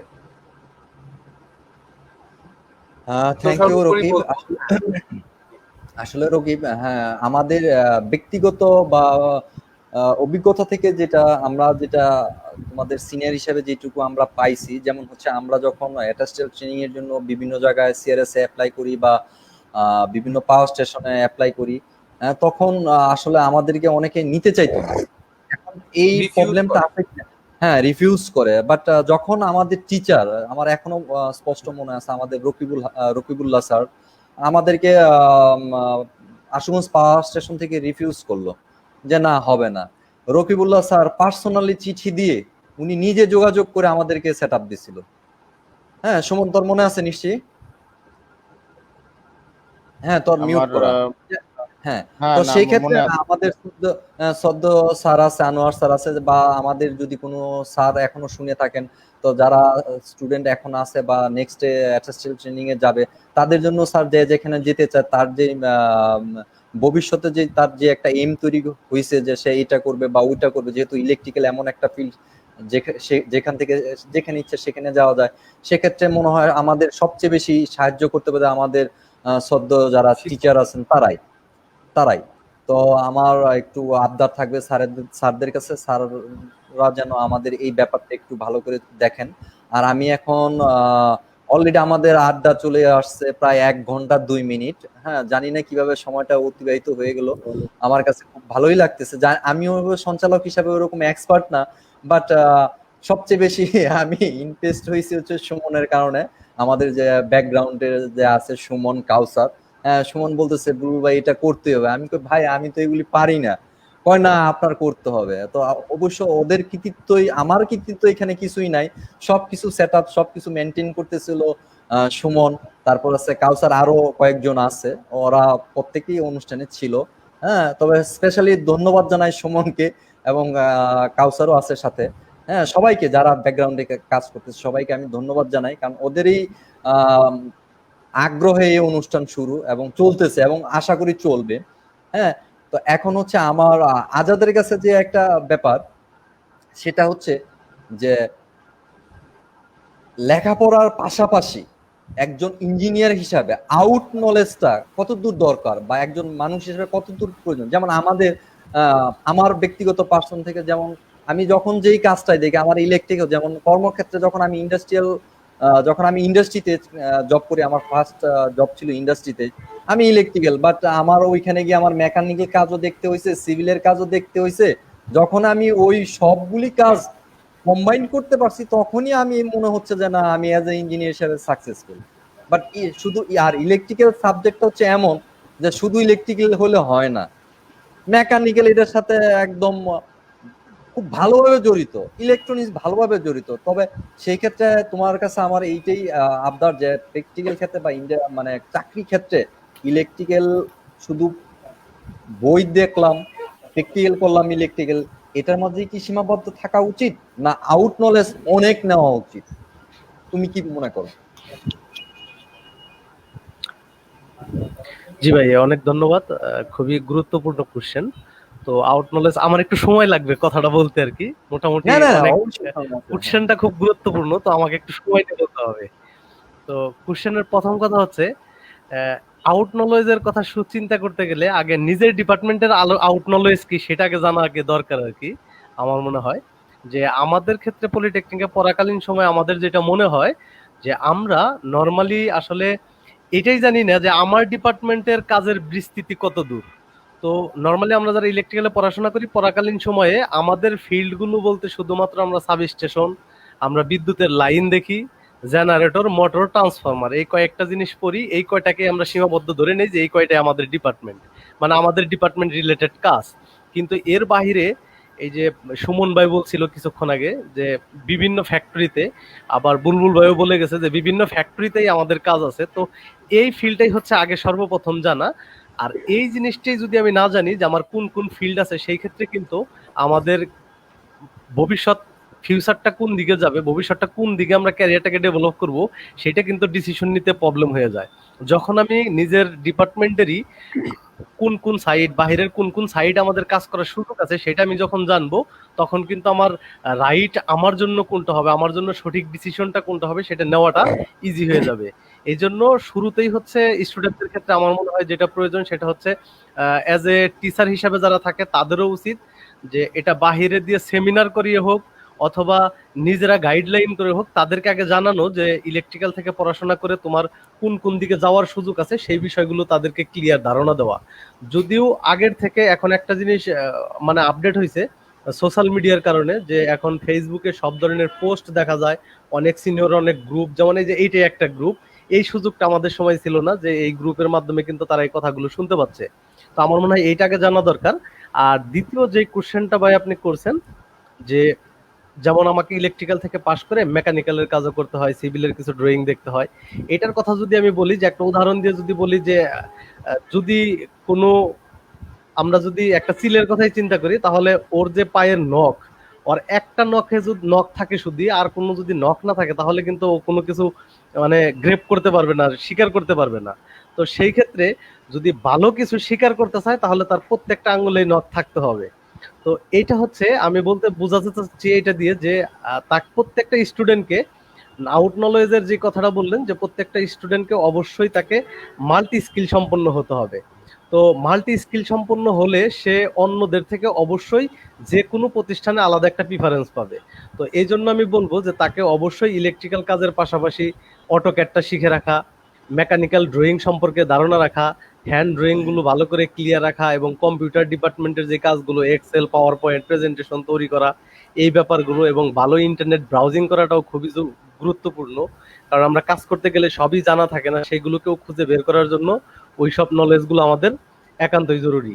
আর সেই ক্ষেত্রে আমি বারবার বলবো যে এইগুলোর থেকেও বেশি জরুরি হচ্ছে আগে নিজের ডিপার্টমেন্টের, যে আমি কোথায় গেলে ভালো কাজ শিখতে পারবো, কোথায় থেকে কাজটা শিখে নেওয়া যাবে, এই ব্যাপারগুলো আমার মনে হয় তাদেরকে শুরু থেকেই গাইডলাইন দিয়ে বোঝানো, এবং তারা যেন শুরু থেকেই ওই কাজগুলোর মধ্যে ইনভলভ হয়ে যায়। আর আমি ভাই একটু বাইরের একটা প্রসঙ্গের কথা বলবো এটার পাশাপাশি আর কি, শুরুতে যেটা সুমন ভাই বলছিল যে গভর্নমেন্ট জব করতে গেলে সাধারণত প্র্যাকটিক্যাল কাজের দরকার হয় না, আউট নলেজের সাথে সম্পর্কিত আমি বলতে চাচ্ছি মিল করে, যে এটা হচ্ছে আমার মনে হয় যেহেতু এটা একটা লাইভ শো হচ্ছে, এর মাধ্যমে অনেকেই হয়তো দেখবে ভিডিওটা, এই জন্যই বলা, কারণ বলার সুযোগ তো সব সময় হবে না, এই জন্য আমি অ্যাড না, না, করে যাচ্ছি কোনো সমস্যা নেই। যে হ্যাঁ, বলতে পারো। গভর্নমেন্ট চাকরির যে জয়েন্টের যে প্রসিডিউর, যে জয়নিং এর যে প্রসিডিউরটা, আমার মনে হয় এটা চেঞ্জ করা উচিত। যে সরকারের এখন থেকেই সিদ্ধান্ত নেওয়া উচিত শুধুমাত্র থিওরিটিক্যাল পরীক্ষার উপর বেস করে, আর শুধুমাত্র ওই থিওরিটিক্যাল বিষয়ের উপর ওই ভাইবা পরীক্ষা নিয়ে তাদেরকে সরকারি চাকরি দেওয়া উচিত না। যদিও আমি পাইছি, কিন্তু এইভাবে দেওয়া উচিত না। আমার মনে হয় ওই জায়গায় একটা নিয়ম চালু করা দরকার, তাকে প্র্যাকটিক্যাল কাজ জানতে হবে, তাকে প্র্যাকটিক্যাল পরীক্ষা দিতে হবে থিওরির মতো, যেভাবে আমরা ডিপ্লয় পড়াশোনা যখন আমরা করি তখন যেমন থিওরিটিক্যাল পরীক্ষা দিই, প্র্যাকটিক্যাল পরীক্ষা দিই, তো সেম রকম যে আমার চাকরি নিতে গেলেও, গভর্নমেন্টের চাকরি নিতে গেলেও আমাকে এই প্রসেসটা চালু করতে হবে, যে আমাকে থিওরিটিক্যালেও পাশ করতে হবে, আলাদা প্র্যাকটিক্যাল পরীক্ষাতেও পাশ করতে হবে। তাহলে যেটা হবে আমার মনে হয় যখন পলিটেকনিকে পড়াশোনা করে তখন আর কেউ প্র্যাকটিক্যাল জিনিসটাকে ফাঁকি দিবে না। মানে দেখা যায় মেরিট লিস্টে যারা থাকে তারা প্রত্যেকটা স্টুডেন্টই প্র্যাকটিক্যালটাকে ফাঁকি দেয়, তারা চিন্তা করে যে না আমি তো ডুয়েটে যাব, আমি তো গভর্নমেন্ট চাকরি করবো, আমি প্র্যাকটিক্যাল কাজ শিখবো না, আমি শুধুমাত্র থিওরিটিক্যাল ভালো করবো, ম্যাথ ভালো করবো। আমার মনে হয় গভর্নমেন্টের এখন থেকেই উচিত যে এইটা যদি পরিবর্তন করে, তাহলে ভালো স্টুডেন্ট যারা তারাও প্র্যাকটিক্যাল কাজের প্রতি ইনভলভ হবে, এবং তাদের পাশাপাশি আর যারা একটু কোয়ালিটি লো থাকে ক্লাসের মধ্যে, মানে ব্র্যাক বেঞ্চার যাদেরকে আমরা বলি, তারাও কাজের প্রতি আগ্রহ পাবে। আর একটা কথা হচ্ছে, আমার একটা ডিপার্টমেন্ট থেকে যদি 20 জন সরকারি চাকরির প্রিপারেশন নেয়, আগে থেকে প্ল্যান করে যে 20 জন সরকারি চাকরি করবে ভবিষ্যতে, আলটিমেটলি কিন্তু 20 জন স্টুডেন্ট চাকরি পায় না। ওই জায়গা থেকে হয়তো গভর্নমেন্ট চাকরি 10 জন পাইছে, আর যেই 10 জন গভর্নমেন্টের জন্য চেষ্টা করে গেল, আলটিমেটলি গভর্নমেন্ট জব হলো না, ও কিন্তু পুরো বিপদে পড়ে যায়, কারণ ওর প্র্যাকটিক্যাল নলেজটাও শেখা হলো না, থিওরিটিক্যাল শিখছিল কিন্তু সেটা ফ্যাক্টরিতে গিয়ে খুব একটা ইফেক্টিভ হচ্ছে না, কারণ ওর প্র্যাকটিক্যাল নলেজ নেই, ফ্যাক্টরি যেহেতু প্র্যাকটিক্যাল বিষয়টা চায়। তো সেই ক্ষেত্রে আমার মনে হয় যে যদি এই প্রসেসটা গভর্নমেন্ট চালু করে তাহলে অবশ্যই প্রত্যেকটা স্টুডেন্ট প্র্যাকটিক্যাল শিখবে। গভর্নমেন্ট জব যদি নাও হয় অবশ্যই সে প্র্যাকটিক্যাল তখন মানে ফ্যাক্টরিতে একটা তার জন্য ভালো একটা সুযোগ ভবিষ্যতে থাকবে। তো আমি হয়তো আর সুযোগ পাবো না এই কথা বলার পরে। আমি সিলেট পলিটেকনিকের ছোট ভাই যারা আছে তাদের উদ্দেশ্যে বলে যাচ্ছি, যেহেতু আমার একটা প্রতিষ্ঠান আছে ঢাকা উত্তরাতে, এই জায়গায় ট্রেনিং দেওয়া হয়, সেহেতু প্রত্যেকের কাছে রিকোয়েস্ট, তোমরা আসো সিলেটের ছোট ভাই হিসেবে বড় ভাইদের কাছে আবদার নিয়ে আসো। আমরাও চেষ্টা করব তোমাদের এই অ্যালামনাই অ্যাসোসিয়েশনের মাধ্যমে তোমাদের ক্যারিয়ারের জন্য ট্রেনিং এর কিভাবে তোমাদেরকে এক্সপার্ট করা যায়, কিভাবে ভবিষ্যতে ভালো চাকরির দিকে যাওয়া যায়, সেই ব্যাপারে আমরা চেষ্টা করবো ইনশাল্লাহ। হ্যাঁ আজাদ, তোমার ওই যেটা তুমি বললা সেটার মাঝে আমিও উত্তরাতে থাকি, অবশ্যই তোমার নাম্বার তুমি আমাকে ইনবক্স করবা, আমি অবশ্যই জি তোমার ভাই, এখানে sure, আসবো। sure. হ্যাঁ আমি জি দেখতে জি চাই জি এবং এটা প্রচার করতে চাই যে হ্যাঁ আমাদের জি জি জুনিয়র ভাইরা আমাদের সিলেট পলিটেকনিক ইনস্টিটিউটের জন্য হ্যাঁ সে কি কি করতেছে, এবং তুমি এটা জি শেয়ার ভাই, করবা সবার সাথে, এবং আমাদের জি জি অবশ্যই। যারা আছে তারা এটা শেয়ার করবে। এবং তোমার ব্যবসা হোক যেটা হোক, আমাদের তো প্রথম ধর্ম হচ্ছে যে আমরা একে অপরের উপকার করব। সেক্ষেত্রে তোমার যদি একটা উপকার হয় আমারও উপকার আসবে, যেহেতু আমি তোমার কাছে অনেক কিছু শিখতে পাবো।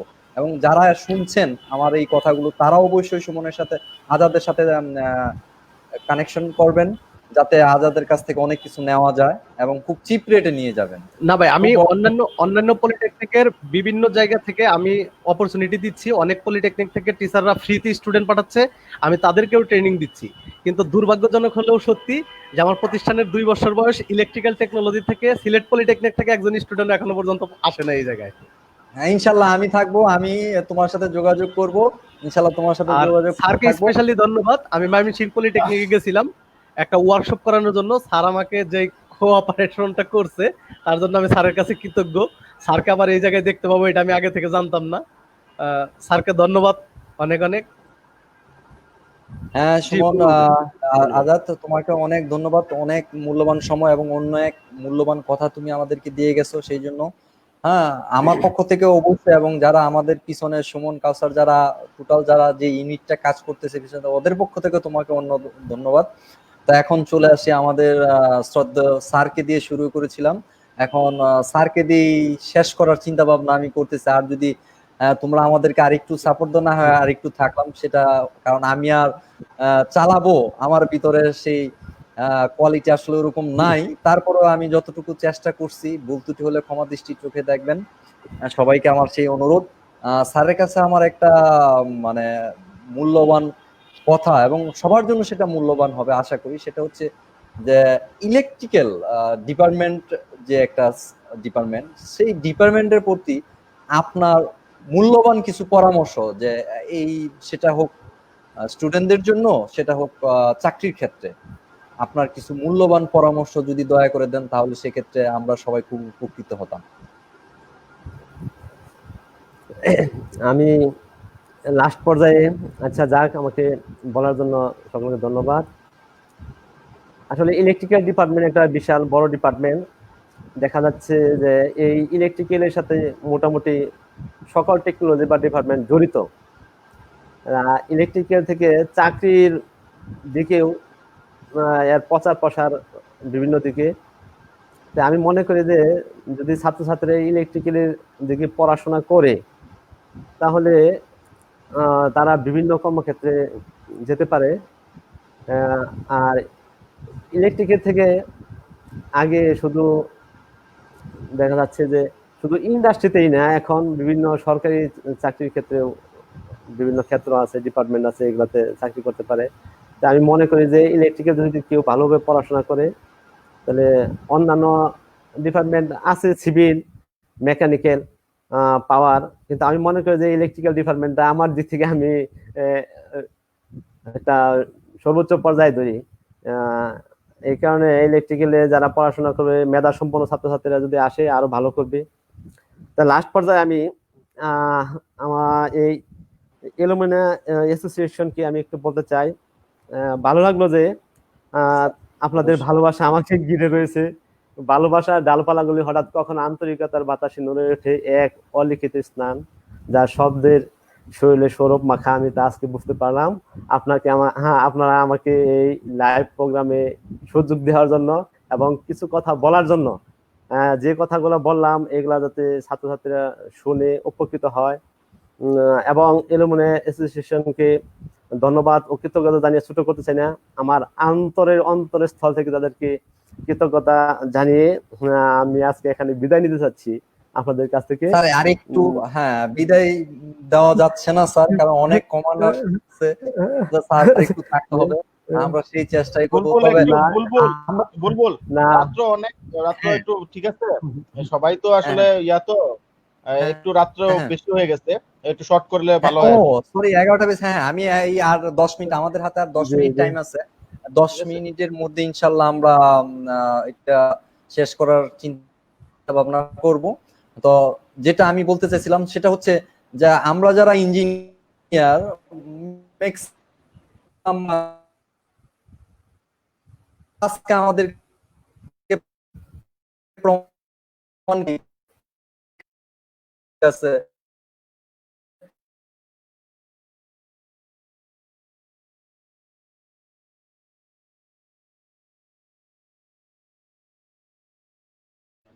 হ্যালো, বুলবুল সমস্যা হচ্ছে, শোনা যাচ্ছে না।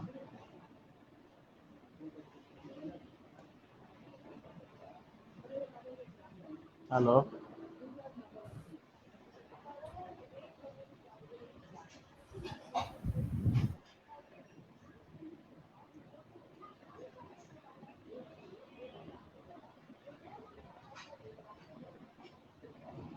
হ্যালো,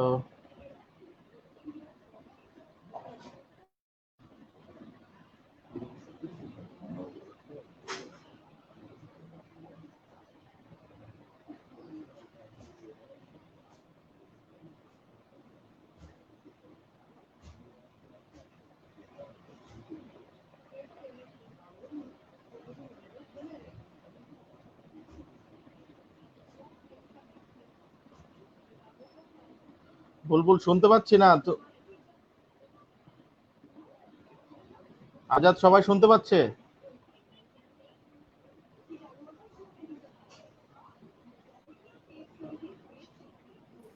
উনি মনে হয় কেটে গেছে ভাই। মনে হচ্ছে, আমার কাছে তাই মনে হচ্ছে। হ্যাঁ, হ্যাঁ, কেটে গেছে।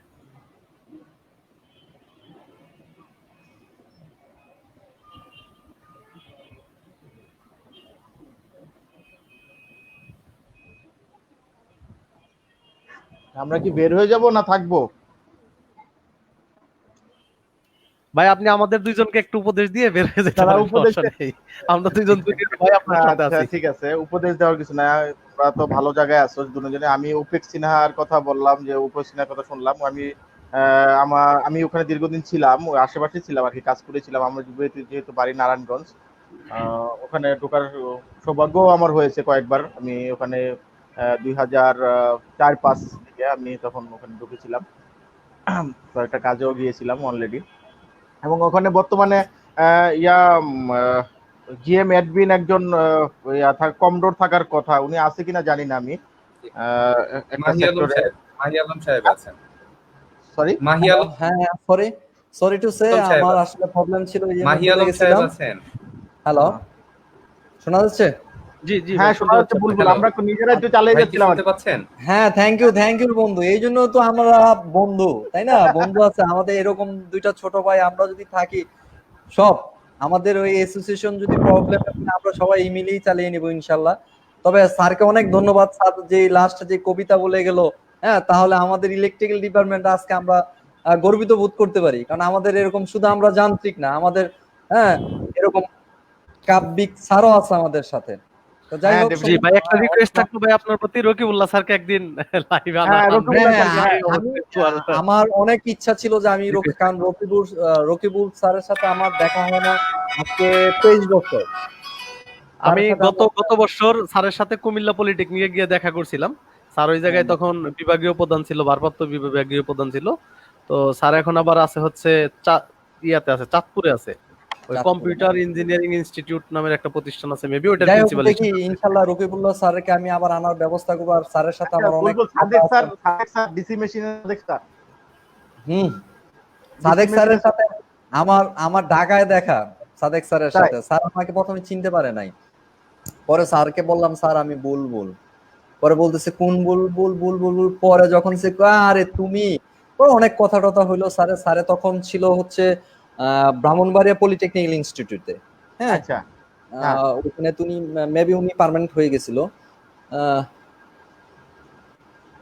ও স্যার অলরেডি, আমি একটা কমেন্ট পাইছি, স্যার অলরেডি প্রোগ্রাম অ্যাটেন্ড করছে। হ্যাঁ, আমার সৌভাগ্য হয় না স্যারের সাথে দেখা ইয়ার জন্য, ওই প্রোগ্রামে থাকতে পারলে খুব ভালো হইতো। যাই হোক, আমরা চিন্তা করতেছি যারা আছে সবাইকে নিয়ে আমরা চিন্তা করতেছি সিলেটে একটা প্রোগ্রাম করার জন্য, ইনশাল্লাহ হয়ে যাবে। তবে এইখানে যারা শুনছেন, যারা দেখছেন, তাদেরকে অনেক অনেক ধন্যবাদ যে আমাদের সাথে অনেক সময় আপনারা ব্যয় করছেন। হ্যাঁ, আর সবার চেয়ে যেটা আমার কাছে, সবার কাছে একটা রিকোয়েস্ট থাকবে, যেন এই একটা এলামেন্ট যে অ্যাসোসিয়েশন, সেটাকে যেন আমরা ধরে রাখতে পারি।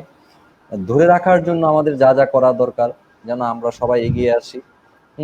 এটা হচ্ছে আমার শেষ উদ্দেশ্য, মানে এই অ্যাসোসিয়েশন উদ্দেশ্য করে বলা।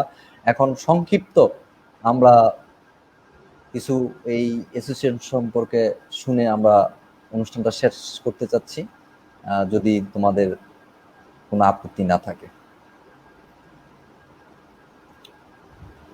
কি বলবে? হ্যাঁ, সুমন, যেহেতু সুমন সিনিয়র, এখন সুমনই বলুক, সুমন থেকে সিনিয়র ওয়াইজ চলে যাক। আচ্ছা, ধন্যবাদ বুলবুল। আসলে এই এলিমিনেশনটা মানে এই প্রথম আমি তো অ্যাড হলাম, ঠিক আছে। তো এই এটার লিঙ্কটা পাঠিয়ে দিলে সবচেয়ে খুশি হব। আমি এটার সাথে অ্যাড হতে চাই।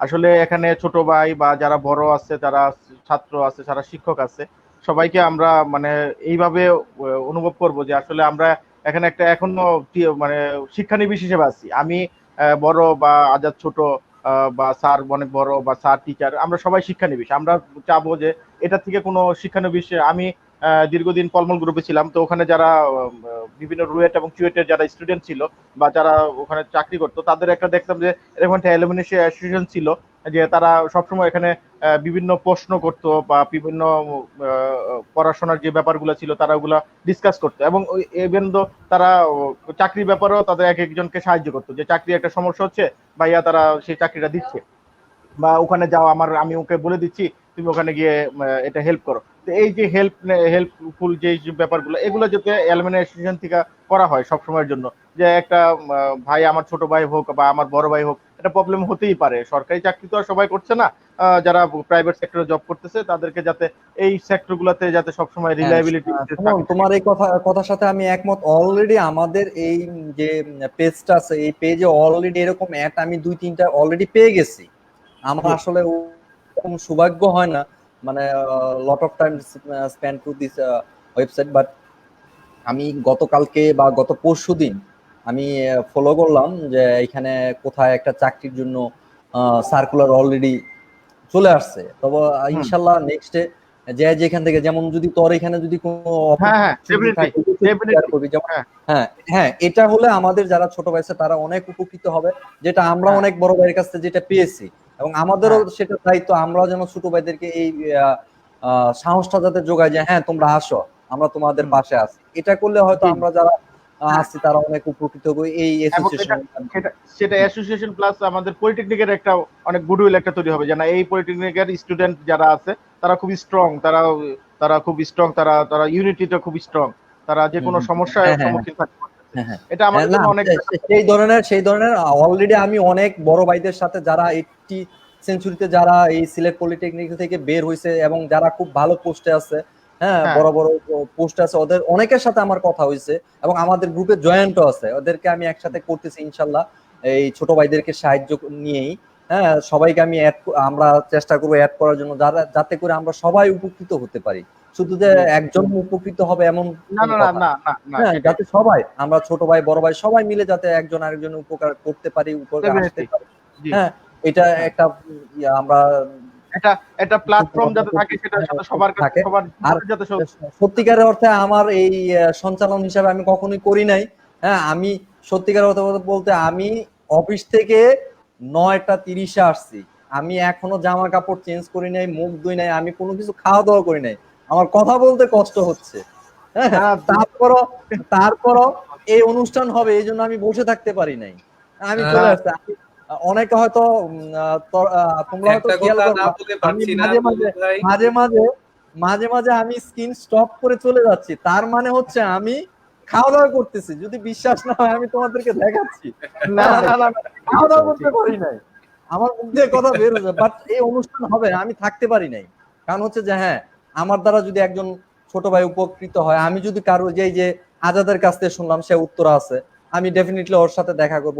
তো আমাদের ওই অনুষ্ঠান শুনছেন বা দেখছেন প্রত্যেকের কাছে আমাদের, আমি সম্মিলিতভাবে রিকোয়েস্ট করে দিচ্ছি আমাদের 4 জনের পক্ষ থেকে যে আপনারা আসুন, আমরা সবাই একে অপরের উন্নয়নে এগিয়ে আসি, একজন আরেকজনের সাহায্য করি, এবং এই যে প্ল্যাটফর্মটা এটাকে আমরা বিশাল বড় একটা প্ল্যাটফর্মে তৈরি করি, যেখানে কোনো থাকবে না সিনিয়র, হ্যাঁ সিনিয়র জুনিয়র হিসাবে আমরা সম্মান করব, বাট সাহায্যের ক্ষেত্রে থাকবে না কোনো সিনিয়র জুনিয়র, হ্যাঁ কোনো শিক্ষক, কোনো প্রকারভেদ থাকবে না। আমার কাছে অনুরোধ হচ্ছে হ্যাঁ, আমরা একজন সিনিয়রকে সম্মান করব, যারা জুনিয়র তাদেরকে আমরা স্নেহ করব, শিক্ষকদেরকে সম্মান করব, বাট উপকারের ক্ষেত্রে যেন এটা না আসে, আমরা যেন সবাই একজন জুনিয়রের কাছ থেকে যেন আমি একটা উপকার পেতে পারি। তো অনেক ভাই, ধন্যবাদ। একটা কথা না বলে পারছি না, আমি আপনার এইগুলো বিদায় সঞ্চালনা নিচ্ছি, আমার শেষ। না না না না, এটা বলতে পারবো না, যদি আমি খাইতে পারতাম, আমি কথা বলতে পারতেছি না। কারণ হচ্ছে আমি সত্যিকার অর্থে প্রত্যেকদিন নরসিং থেকে সকালবেলা সেই 6টায় বের হয়েছে, আজকে সকাল 6টায়, কারণ অফিস বন্ধ ছিল। সকাল 6টায় এসে আমি ঢাকা বৃষ্টি মোটর সাইকেলে আসছি, বৃষ্টির মাঝখান দিয়ে আসছি অফিস করে, এখন বাজে হচ্ছে 11:30। এখন পর্যন্ত আমার কোনো রেস্ট নাই, আমার অবস্থা খুব খারাপ। সেই জন্য আমি আসলে আন্তরিকভাবে দুঃখিত, আমার কথাও মানে স্পষ্ট হচ্ছে না, আমি নিজেও বুঝতেছি, কারণ আমি খুব ক্লান্ত। তারপরে তোমাদের অনেক সাপোর্ট, অনেক ধন্যবাদ। হ্যাঁ, এখন আমি খোদা হাফেজ, এবং আমাকে যারা সাপোর্ট করেছে তাদেরকে অসংখ্য ধন্যবাদ, এবং যারা আমাদের পিছনে যারা কাজ করেছে এই জিনিসটা নিয়ে, এই প্ল্যাটফর্মটাকে নিয়ে, এবং আজকের এই অনলাইন অনুষ্ঠানকে নিয়ে যারা আমাদেরকে এই সার্থকতার কাছাকাছি নিয়ে আসছে, তাদেরকে অনেক অনেক ধন্যবাদ। হ্যাঁ, আজাদ তোমাদের